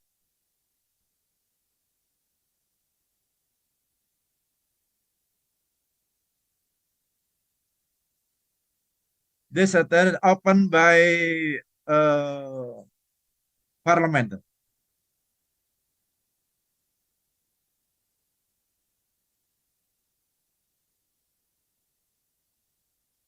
This is an example of activity in Polytechnic Penerbangan Makassar.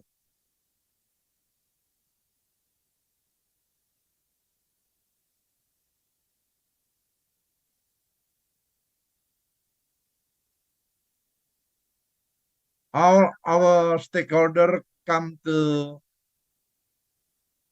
Polytechnic Penerbangan.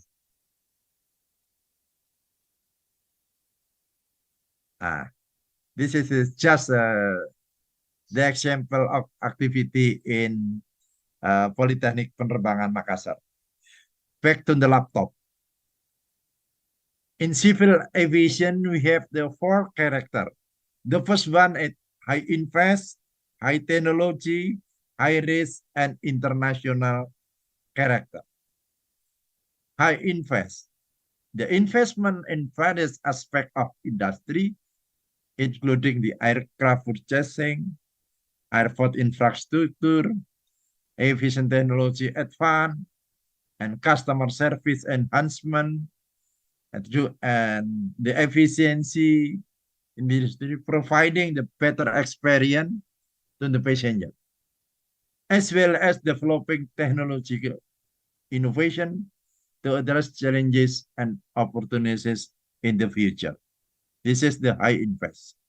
The second one, the high technology, refer to the advanced, sophisticated, the technology in innovation and solution they utilize in the design, the manufacturing, operation, maintenance of aircraft, as well as the aviation ecosystem. This technology are developed to enhance safety, efficiency, perform, and comfort efficient industry. The third, high risk. You can imagine if there any accident in aircraft. Maybe Annex 13 aircraft accident, all the people talk about the accident. This like the media darling. Okay. High risk refer to situation activities or negative outcome with the aviation industry. High risk in civil aviation are taken seriously and are typically subject to assessment, mitigation, and regulatory oversight. This is for it. The last one is international character. Now, international character not only for the regulation, but all the everything based on international character. Refer to the global nature and scope of aviation industry. It signifies that the aviation activity, also the regulation, standard, agreement, development, dan consider of civil aviation. Everything based on international character. It is why our campus prepare the next generation to get the world. Also, the vocational 60% is skill. Knowledge just to know, maybe not 40%, maybe only 30%. And Taruna must know the new paradigm focus on higher education. Must know the rule and procedure of the meeting, the air law, and Taruna exchange, on-job training. Also, our campus give some instruction about implementation of zero violence related to the Polytechnic Penerbangan Makassar. And we have the like what's the what the kind? We have jargon. Jargon is no space for bullying. We are bestie. There is stop bullying. No bullying in Polytechnic Penerbangan Makassar. And then our cadet, our Taruna, has the certificate of competency in collaboration with the International Air Transport Association based on IQ proficiency standard. Certificate of competencies is a proof having passed tests and having the special expertise.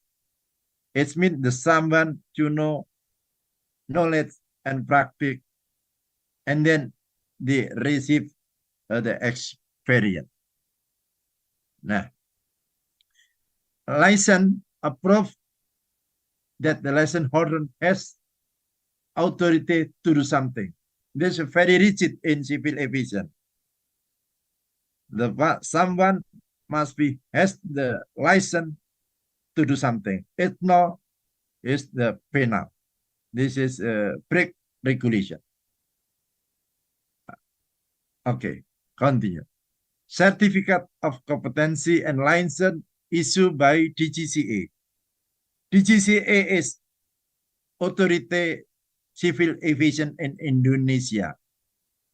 And then this license recognized by the member of IQ. It is based on reciprocal agreement between IQ and 193 state. We have the call reciprocal. And then rule and procedure has additional knowledge for Taruna, so they are able to join the international meeting. To attend this meeting, they should prepare. For example, the document. The document include how Taruna get a document. For example, passport, visa, invitation, registration, show duty or term of reference during the meeting. How to get the credential. How to learn about the agenda, talking point, and how to make the report after the meeting. This is very important for Taruna. This is the basic knowledge. And during the meeting, they should pay attention in position, standing rule and procedure, right to vote, and time management. This is very important because during the meeting, we must manage our time. Include that is very important for the communication. And international meeting by IQ. Normally, IQ has 6 languages. There are English, Russia, French, Spain, Arabic, and China. So Taruna must have cultural awareness, language proficiency, and give feedback and evaluation. Look at this picture.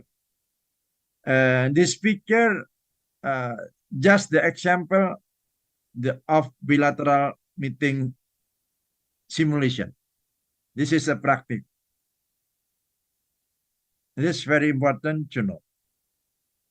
And then we give also some regulation, national regulation, Undang-Undang Nomor 1 Tahun 2009 tentang penerbangan. This is a aviation law and like regulation in domestic, in national. International, we have the private air law and public air law. The technically, based on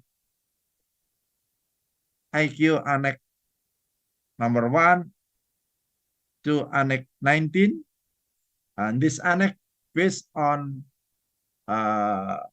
Chicago Convention 1944. There is a list of Annex. Annex 1, personal licensing, Annex 2, rule and the air, etc., etc. Nah, IQ annexes refer to the various technical operation, standard, and recommended practice.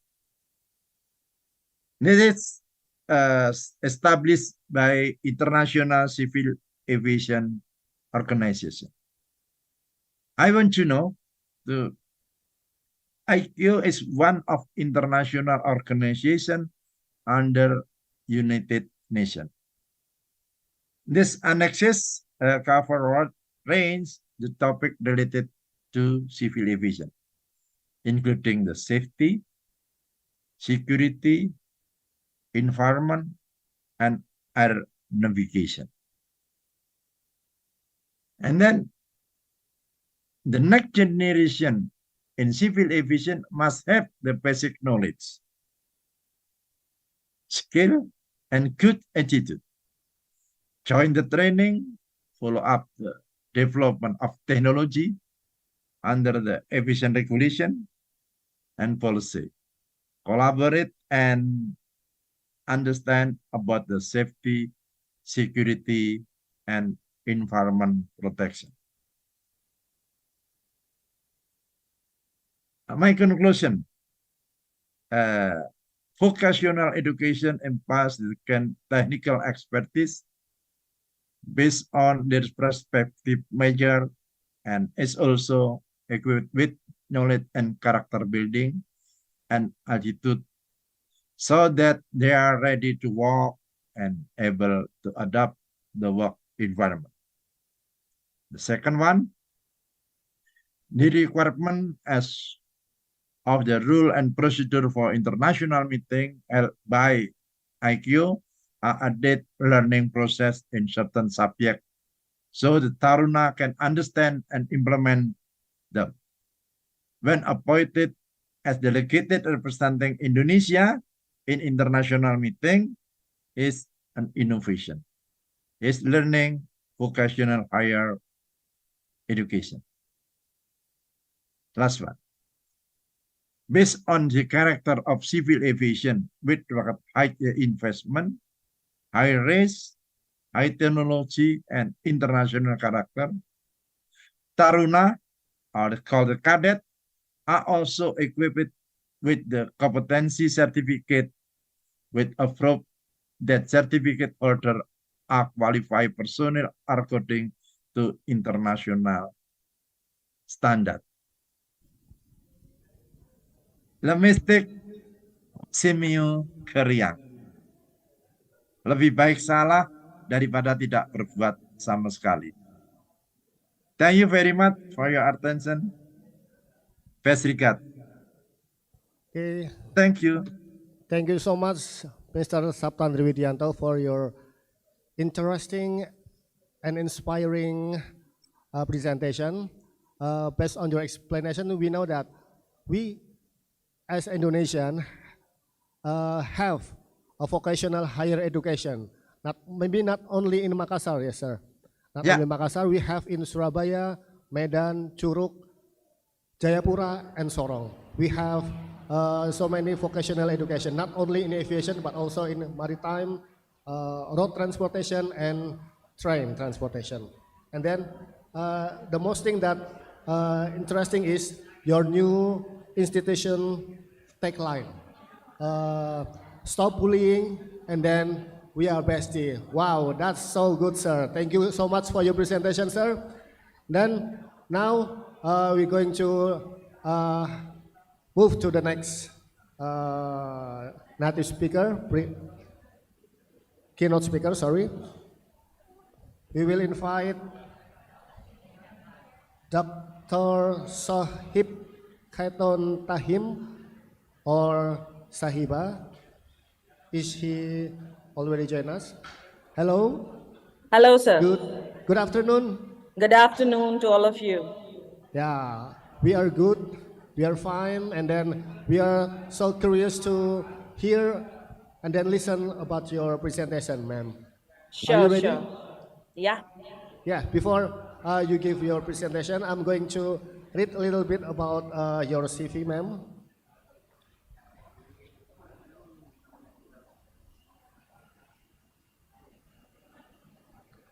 Yeah. Then our next speaker is Dr. Sahib Khatun or Sahiba, and then she comes from Sains University of Malaysia, and then now she a lecturer in University Sains of Malaysia, of course, and then she has so many publications and articles about English education strategy and learning about English, of course. And then she has so many awards. The first is nominated for the Best Thesis Award, Best Publication Award, Higher Education Commission ELTR Scholarship, and then secure second position in MA English Literature, and then secured first position in SIN Public Service Commission. Wow, that's so fantastic. Thank you. And then so many achievable that already conducted by Dr. Saib Khaton Tahim or Miss or Ma'am Sahiba. Okay, please welcome Dr. Saib Khatun Tahim. Time is yours. Thank you very much, sir, so introducing me so well over here. Although right now I'm in Pakistan and I'm not lecturer in a university, but assistant professor. Soon will be associate professor, inshallah. And I'm already introduced. Thank you so much for this. This is Dr. Sahiba from Pakistan, esteemed attendees, distinguished colleagues, many scholars sitting here. Assalamu alaikum, namaste, and good afternoon to all of you. It's really an honor for me to address such an intellectual academia. Ladies and gentlemen, the theme of this conference, elevating education and teaching systems to empower the excellent civilization, made me realize I should delve into this fascinating realm where cutting-edge technology and innovative pedagogy intersect to shape the future of education. In this rapidly evolving digital age, we are witnessing a powerful convergence of artificial intelligence, AI tools, cybergogy, and they are opening new horizons of learning possibilities. So today I'm going to share my ideas about the synergy between AI tools and cybergogy to enhance learning in the digital age. So we are starting a trip. We are starting a trip to investigate how this dynamic synergy between AI technologies and cybergogy is reshaping the field of education in the digital era. Before we embark on our exploration, let's define these terms first. Cybergogy is the fusion of technology and pedagogy. Embraces the idea that learning can transcend physical boundaries and take place in virtual status. It's a learner-centered approach that leverages online environments to enhance engagement and interactivity. Cybergogy, which refers to the integration of technology and online environments into the learning process, is not limited to any specific age group or educational level, but it develops all of the context related with the education to develop profound educational experiences. It involves the skillful fusion of pedagogy and technology at all levels, from schools to university. Ladies and gentlemen, there are three pillars of cybergogy: learner-centered approach, collaboration and interaction, integration of technology. That's actually a main, thing which is supposed to be done by the policymakers or the designers of the curriculum, or exactly the teachers who are the direct, in contact with the learners. So today's learners are not the learners as we were. Today's learners are tech-savvy learners. Therefore, cybergogy focuses on learner-centered tactics that make the most of technology's potential, with the ultimate goal of streamlining the teaching and learning process. Teachers tailor their lessons, their methodologies, their strategies, their tactics with the amalgamation of technology integrated tools or applications. Fundamentally, cybergogy enhances the learner-centered philosophy by tailoring instructions to students' particular preferences, learning styles, and their pacings. Cybergogy, which makes use of the internet's collaboration, fills the gap between conventional classroom setting and the huge number of virtual spaces. Like, this is one of the use which we right now are experiencing, that virtually I'm talking to you all people. So this is the blessing of the technology. We have also example and experience of COVID-19, when the whole teaching paradigm was shifted towards the virtual one. Cybergogy model is actually works for three main aspects of learning: cognitive, emotional, and social.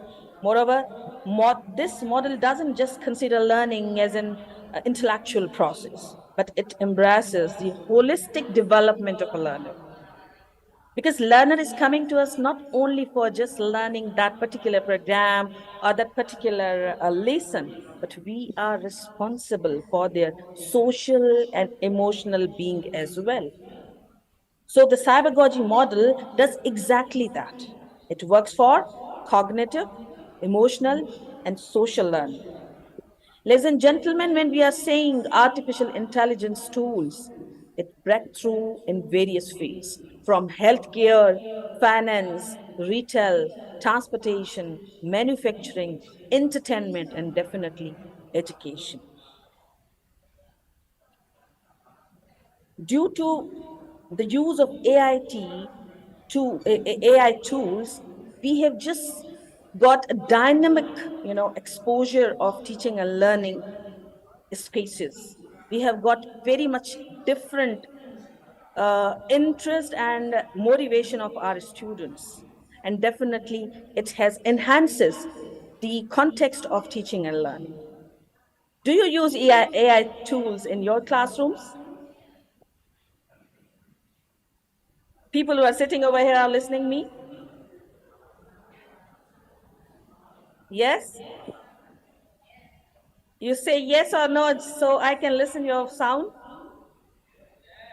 Yes. Yes, Okay. yes, most So of us you are say so yes. you are on the page of this digital era. Okay. But what happens when we marry these principles of cybergogy with the capabilities of AI tools? Really a remarkable synergy unfolds. AI-powered learning platforms that analyze the students' learning patterns, recommend tailored resources aligned with their strengths and different areas of improvement. The integration of cybergogy and AI tools in higher education has the potential to drastically alter the nature of learning. Let's examine the advantages of this potent combo and provide some illustrations. In the realm of higher education, this synergy has profound implications. As we said, cybergogy works for cognitive learning. Yes, another emotional learning, and then social learning. So at its core, the cybergogy model nurtures cognitive growth. Through AI-powered tools, learners engage in interactive simulations, immersive experiences, data-driven insights that challenge their minds, foster their critical thinking, and spark their curiosity. Emotional learning. In the digital age, emotions play a pivotal role in education. Cybergogy acknowledges this by creating emotionally resonant learning experiences. With AI tools, educators can gauge students' emotional responses, adapting content to ensure it resonates and empathetically addressing challenges they may arise. Socially, learning is not solitary pursuit. It's not a lone feature. It's a collaborative journey. Cybergogy leverages AI tools to facilitate social interactions in virtual spaces. Sitting in Pakistan, talking to the people who are sitting in Indonesia. This is what cybergogy and technology is allowing us. Just students collaborate on different projects in physical classrooms. Digital realm becomes a platform for joint problem solving, discussion, and peer learning. This cybergogy synergy with AI tools, personalized learning experiences, adaptive learning pathways. A student can use any of the tool which is given to them by their teacher. AI tools can dynamically adjust the difficulty level of content based on students' performance, ensuring an optimal learning pace. For example, a student struggling with a certain concept in any of the subject receives additional practice exercises at an appropriate difficulty level until they demonstrate mastery. In my PhD thesis, I designed a reading course that was on Weblog. I designed a Weblog mediated reading comprehension course. Then I provided them such an opportunity where they were practicing all of those exercises and activities which I designed over there for learning that particular skill that was reading skills. So they were, having the chance of repeat and increase their marks or their practices because they were allotted 20 time practice option that they were utilizing and then improving and improving and improving, and because of that at the end of the test their performance was remarkable. Besides, this synergy can make efficient assessment and feedback. AI tools can automate grading and provide instant feedback on assignments, freeing up educators' time for more interactive teaching. They can spend much time on their teaching rather than spending time on assessment. If they are taking assistance from AIT tools, they will just save their time, and definitely the efficiency would be improved as well. So a writing assignment submitted online is instantly assessed by AI-powered tools, offering feedback on grammar, style, and content structure. This synergy provides data-driven insights also. AI can process large amounts of data to provide educators with insights into student progress and engagement. For example, an AI-driven dashboard reveals which topics students are excelling in and which areas require more attention, enabling teachers, instructors, or practitioners to make informed instructional decisions, which definitely can enhance learners' learning. Moreover, teachers are always in pursuit to keep a student on board, concentrated, focused, engaged, motivated towards their learning. So this synergy enhances engagement and motivation of learners as well. AI-powered gamification elements, interactive activities can boost students' engagement and motivation. For example, a language learning app uses AI to create personalized quizzes, games, challenges that keep students engaged while enhancing their language skills. I just heard one of the key speech over here by Dr. Ronald. He introduced so many technological tools which can be used in classroom settings. So, besides this virtual environments, always enhance accessibility to the widespread resources, but AI can make learning materials more accessible to students with disabilities even by providing alternative formats or generating transcript. For example, AI-driven speech to text tools can convert lecture recordings into text, helping students with hearing impairments to access course content. Then a practitioner must be updated, informed, and trained. It's not only about students learning, but it's about we practitioners, teachers as well. We must be also trained enough to teach our students. We must have that mastery to teach that particular topic or that particular technological amalgamation. We must know how to do this. So then practitioner can continuously improve himself or herself by involving such type of AI tools into their teaching context, in their lesson plans, in their curriculum, in their whatever they have set for objectives set for their classroom. For example, AI powered platform offers data driven recommendations to instructors on how to adapt or how to adapt their teaching approach or tactics according to the learner's level, according to the learner's context, and according to the topic which they are teaching. Virtual learning assistants or these chatbots have a wide range of application in teaching and learning context. They can assist both educators and students in various ways to enhance the overall learning experience. For example, AI-driven chatbots integrated into online courses answer students' questions in real time, offering immediate assistance and reducing wait times for clarification. For example, if you are going to ask a question over here, the chat is given to you, chat box is available, and you can just pose your question. You can just get answer also afterwards. Then this synergy can provide content personalization also to educators, which can tailor their educational material, activities and approaches or methodologies to meet the individual's learning needs, preferences, and their pace. So, how AI tools work for that?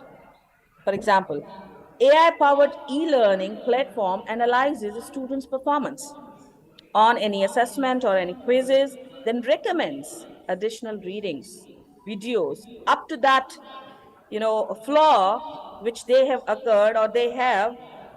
This AI tool would help you to enhance his learning and find out that particular flaw and then adjust it or fix it accordingly. So by tailoring the exercising and according to the learning needs of that particular learner. Then predictive analytics for intervention is a powerful approach that uses data analysis, machine learning techniques to identify students who may be at risk of academic challenges or falling behind in their studies. By analyzing various data points or patterns, educators can proactively intervene, provide targeted support to these students, and ultimately improving their learning outcomes or performance. Because targeted support always can lead to improved academic performance. When you know where is the flaw, where is a problem, you can identify a solution as well quickly. So we can say that synergy of cybergogy and AI tools in higher education amplifies the benefits of both approaches, leading to personalized, engaging, effective learning experiences that cater to the diverse needs of modern tech-savvy learners. Ladies and gentlemen, as we stand at the crossroads of technology and education, embracing this synergy is not just a choice, it's a responsibility. The digital age demands that we equip our students with the digital skills and tools they can need to thrive in an ever-changing world. By harnessing the power of AI tools and cybergogy, we are preparing the next generation for success. Let's continue to innovate, collaborate, and adapt, ensuring that learning in the digital age is not only effective, but truly empowering. Thank you very much for your attention. Just have a look this video, which is motivating and saying you to embrace the change. Thank you, Dr. Sahiba, for your interesting place. Please give applause. Okay, based on Ms. Ma'am Sahiba presentation, we know that 3 pillars of cybergogy. I think cybergogy is just like a robot, but I didn't find that kinds of robot here. Kindly just let them watch this video. Yeah, okay. The first pillar is learner-centered approach. The second one is collaboration and interactive. And then the third is integration of technology. That is the pillars of cybergogy. And then we come to the next session, Q&A. But before the Q&A session, we still have a little bit time for Q&A question. Excuse me, sir. Can I just play this video because this is a part of this? Yes. Oh yeah, yeah. Yeah, Ma'am Sahiba, pardon. Any additional information for us? Yeah, this is related with this. Oh yeah, okay, okay, please, please.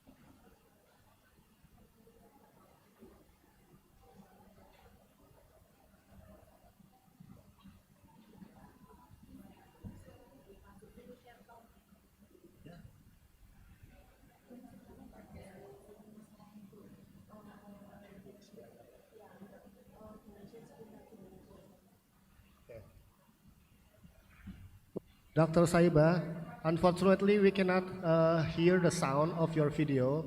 Maybe you can stop screen and then re-share screen again. All right, all right. Yeah, sorry.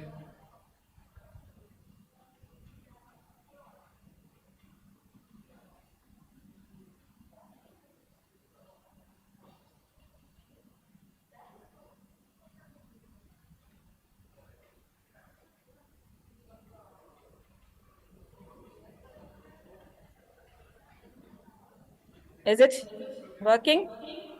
No, no sound. No sound. Yes. I have shared with you Maybe you can earlier. explain a little bit about the video. It's about an eagle's story. It's a eagle's story who is embracing the change. He's going to have a new life. It's just a story of a rebirth. So what I was just talking about, my whole crux of my whole speech was that we have to embrace the change according to the need of this time. This time, our students are tech savvy students. This time, we are living in a digital era now. So we are not supposed to just follow the old patterns, but we have to follow new technological advancements, and we have to keep abreast with the world, not only in other areas but in educational field as well. Okay. Yeah. Thank you. Thank you. Thank you very much. Okay. Just like your presentation just now, in the pedagogy and then AI enhanced learning, your tagline is just like embrace the future and then embrace the change, right? Yeah. Are we Yes. agree? Okay. Now we move to Q&A question.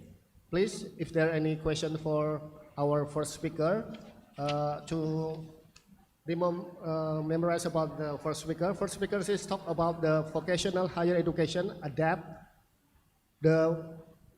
for the global issue and digital learning. And then the second speaker is talk about exploring the synergy between AI tools and then cyberjoji to enhance learning.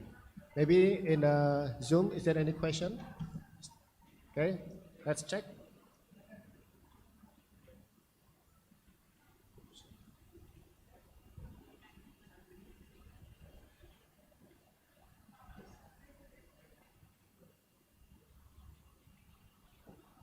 Maybe in this room, is there any question from our great speaker? Okay, Mr. the handsome one. Yeah.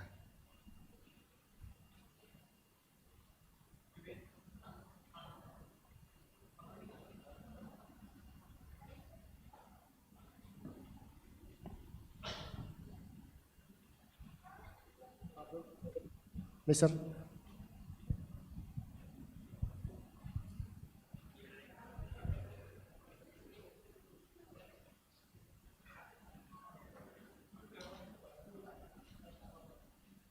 Okay, thank you very much for the opportunity. I'm going to ask Mr. Septandri, the first speaker. You to ask about the vocational school system in your university. Do you have specific program as it is the vocational school, and you told that all of the cadet is live in the dormitory, right? So Yes. what is specific approach in this case to give the cadets to encourage the cadet, especially the first is in English, and the second is how to make the awareness of the cadet to be aware of the cyber and EI in EI current situations.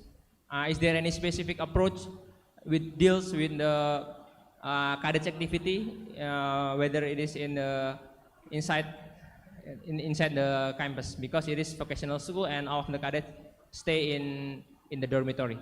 Thank you.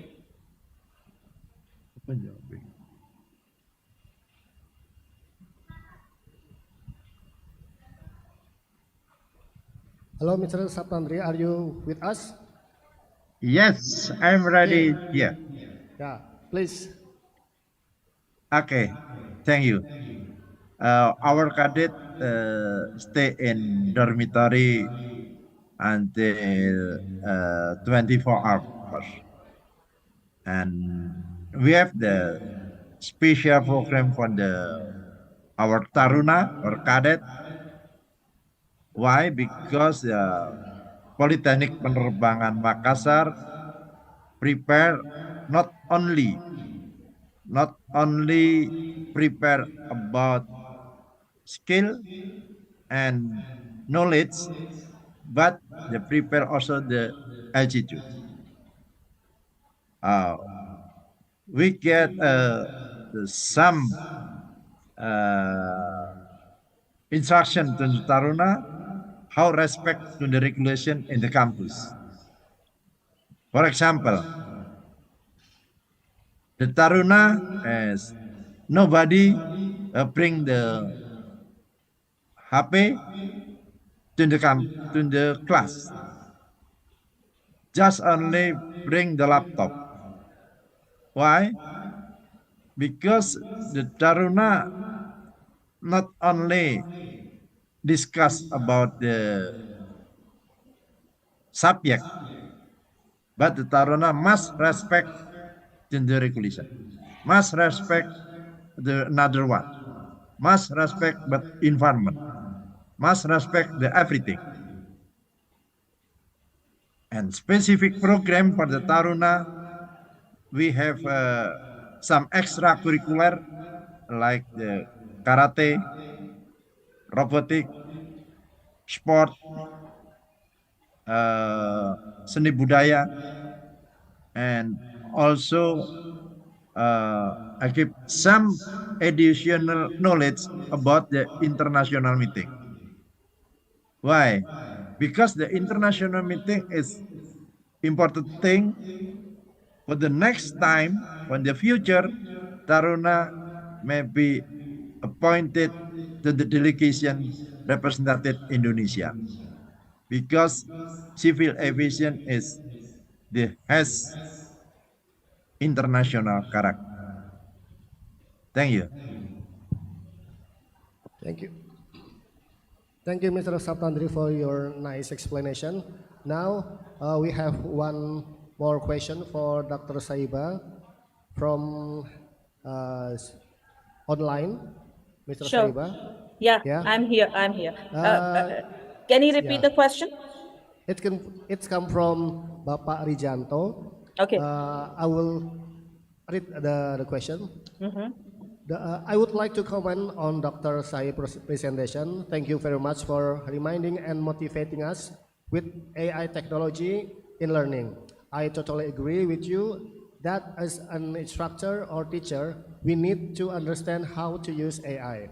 But I still struggle to trust AI technology because its massiveness and digesting information.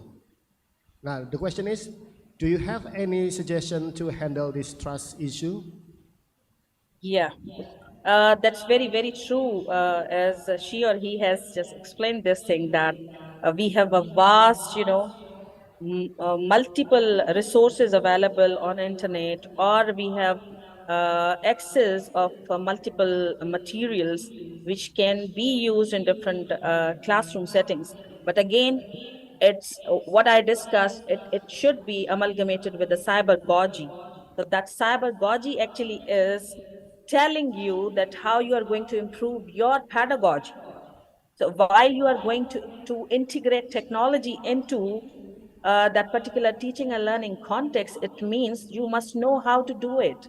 You must train yourself enough that you are not supposed to integrate that technology for just fascinating your curriculum or fascinating your classroom structure, but it is for learning. It is for improvement. So that cybergogy means that you must know the methodology, that how you are going to involve the technology into that particular context. So my suggestion is that you have to train yourself. There are massive tactics around you, but you have to see the level of your student. You have to see the resources availability. You have to see the learner space. You have to see the context, and then you are supposed to amalgamate that technology, uh, AI tool into your particular context for teaching and learning. That would definitely benefit you. Otherwise, only for the sake of fascination, it could not be a cybergogy, I must say, because cybergogy is saying that you have to involve your learner into that particular amalgamated classroom interactivity. So your student must be motivated and engaged in this particular context of learning. So that is the answer, that you have to improve. You have to be trained enough for amalgamate or integrating that particular technological or AI tool into that particular context. Thank you. Okay, thank you for Dr. Saiba for the explanation. Now come to conclusion. I'm going to read the conclusion from both the speaker. The first is from Mr. Saptandri. Vocational education emphasizes technical expertise in accordance with the respective major and also equipped with knowledge and the character building and attitude. So they are ready to work and able to adapt to the work environment.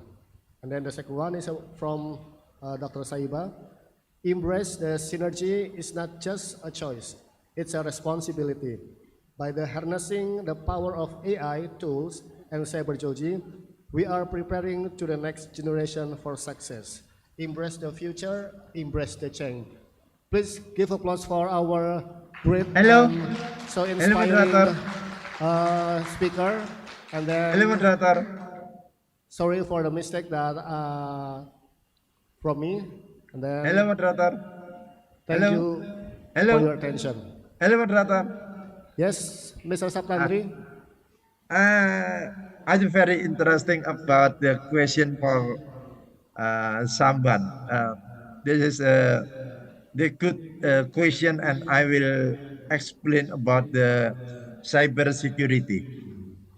In Poltek Penerbangan Makassar, our campus focus with the technology and civil aviation, so Taruna equipped with the knowledge of cybersecurity and cyber safety. And I am already signed the Declaration of Cybersecurity in Dubai 2018. This is very important for the civil aviation because our colleague from another country has keep the some attention about the cyber security and cyber safety. About the English, we have the special program uh, to improve and increase knowledge. My cadet, my Taruna, we have the English day every Tuesday and Thursday. And then we have the volunteer from a different country, so the Taruna can practice their speaking. And then we have the cooperate with the Javato. Javato is one NGO cooperate with Polytechnic Penerbangan to practice English during the 1 month, 2 month, 3 month extra, and already changing every month. This is my additional explanation about the special program in Polytechnic Penerbangan Makassar. Thank you very much. No space for bullying. We are bestie. Thank you. Mr. Saptandri, for the additional statement. 3 for the inspirational speaker, cyber security, cyber safety, and then cyber pedagogy. Thank you for your kind attention. Assalamualaikum warahmatullahi wabarakatuh. Waalaikumsalam warahmatullahi wabarakatuh. Thank you so much once again to our moderators and speakers for the fruitful discussion. Now we will present the certificate for our online speakers. First, we would like to award the certificate for Mr. Saptandri Widianto, SHDESS, DESM.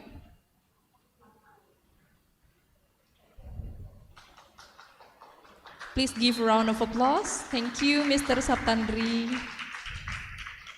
Next one, we will award the certificate to our second keynote speakers for the session, Dr. Sahib Katun. Thank you very much. Thank you very much.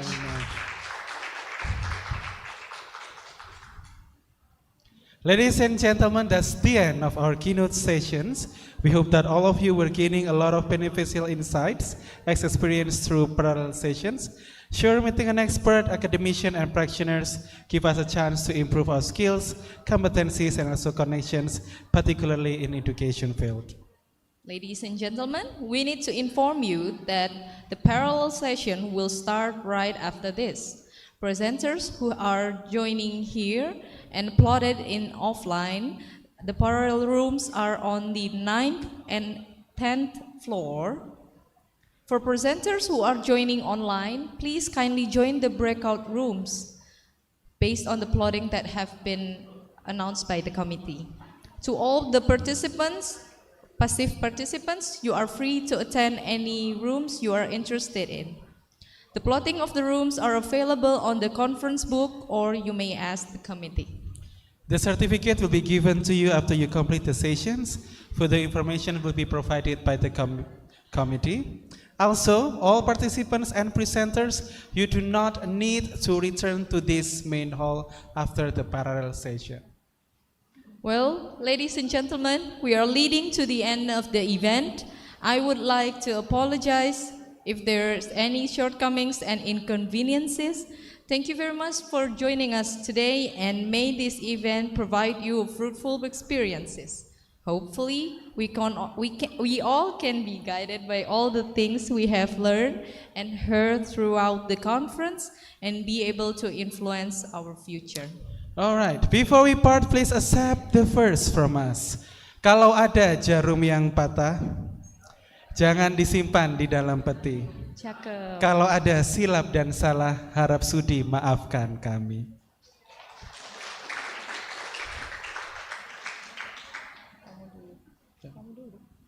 See you again in the next ICEI. Have a wonderful day. Wassalamualaikum warahmatullahi wabarakatuh.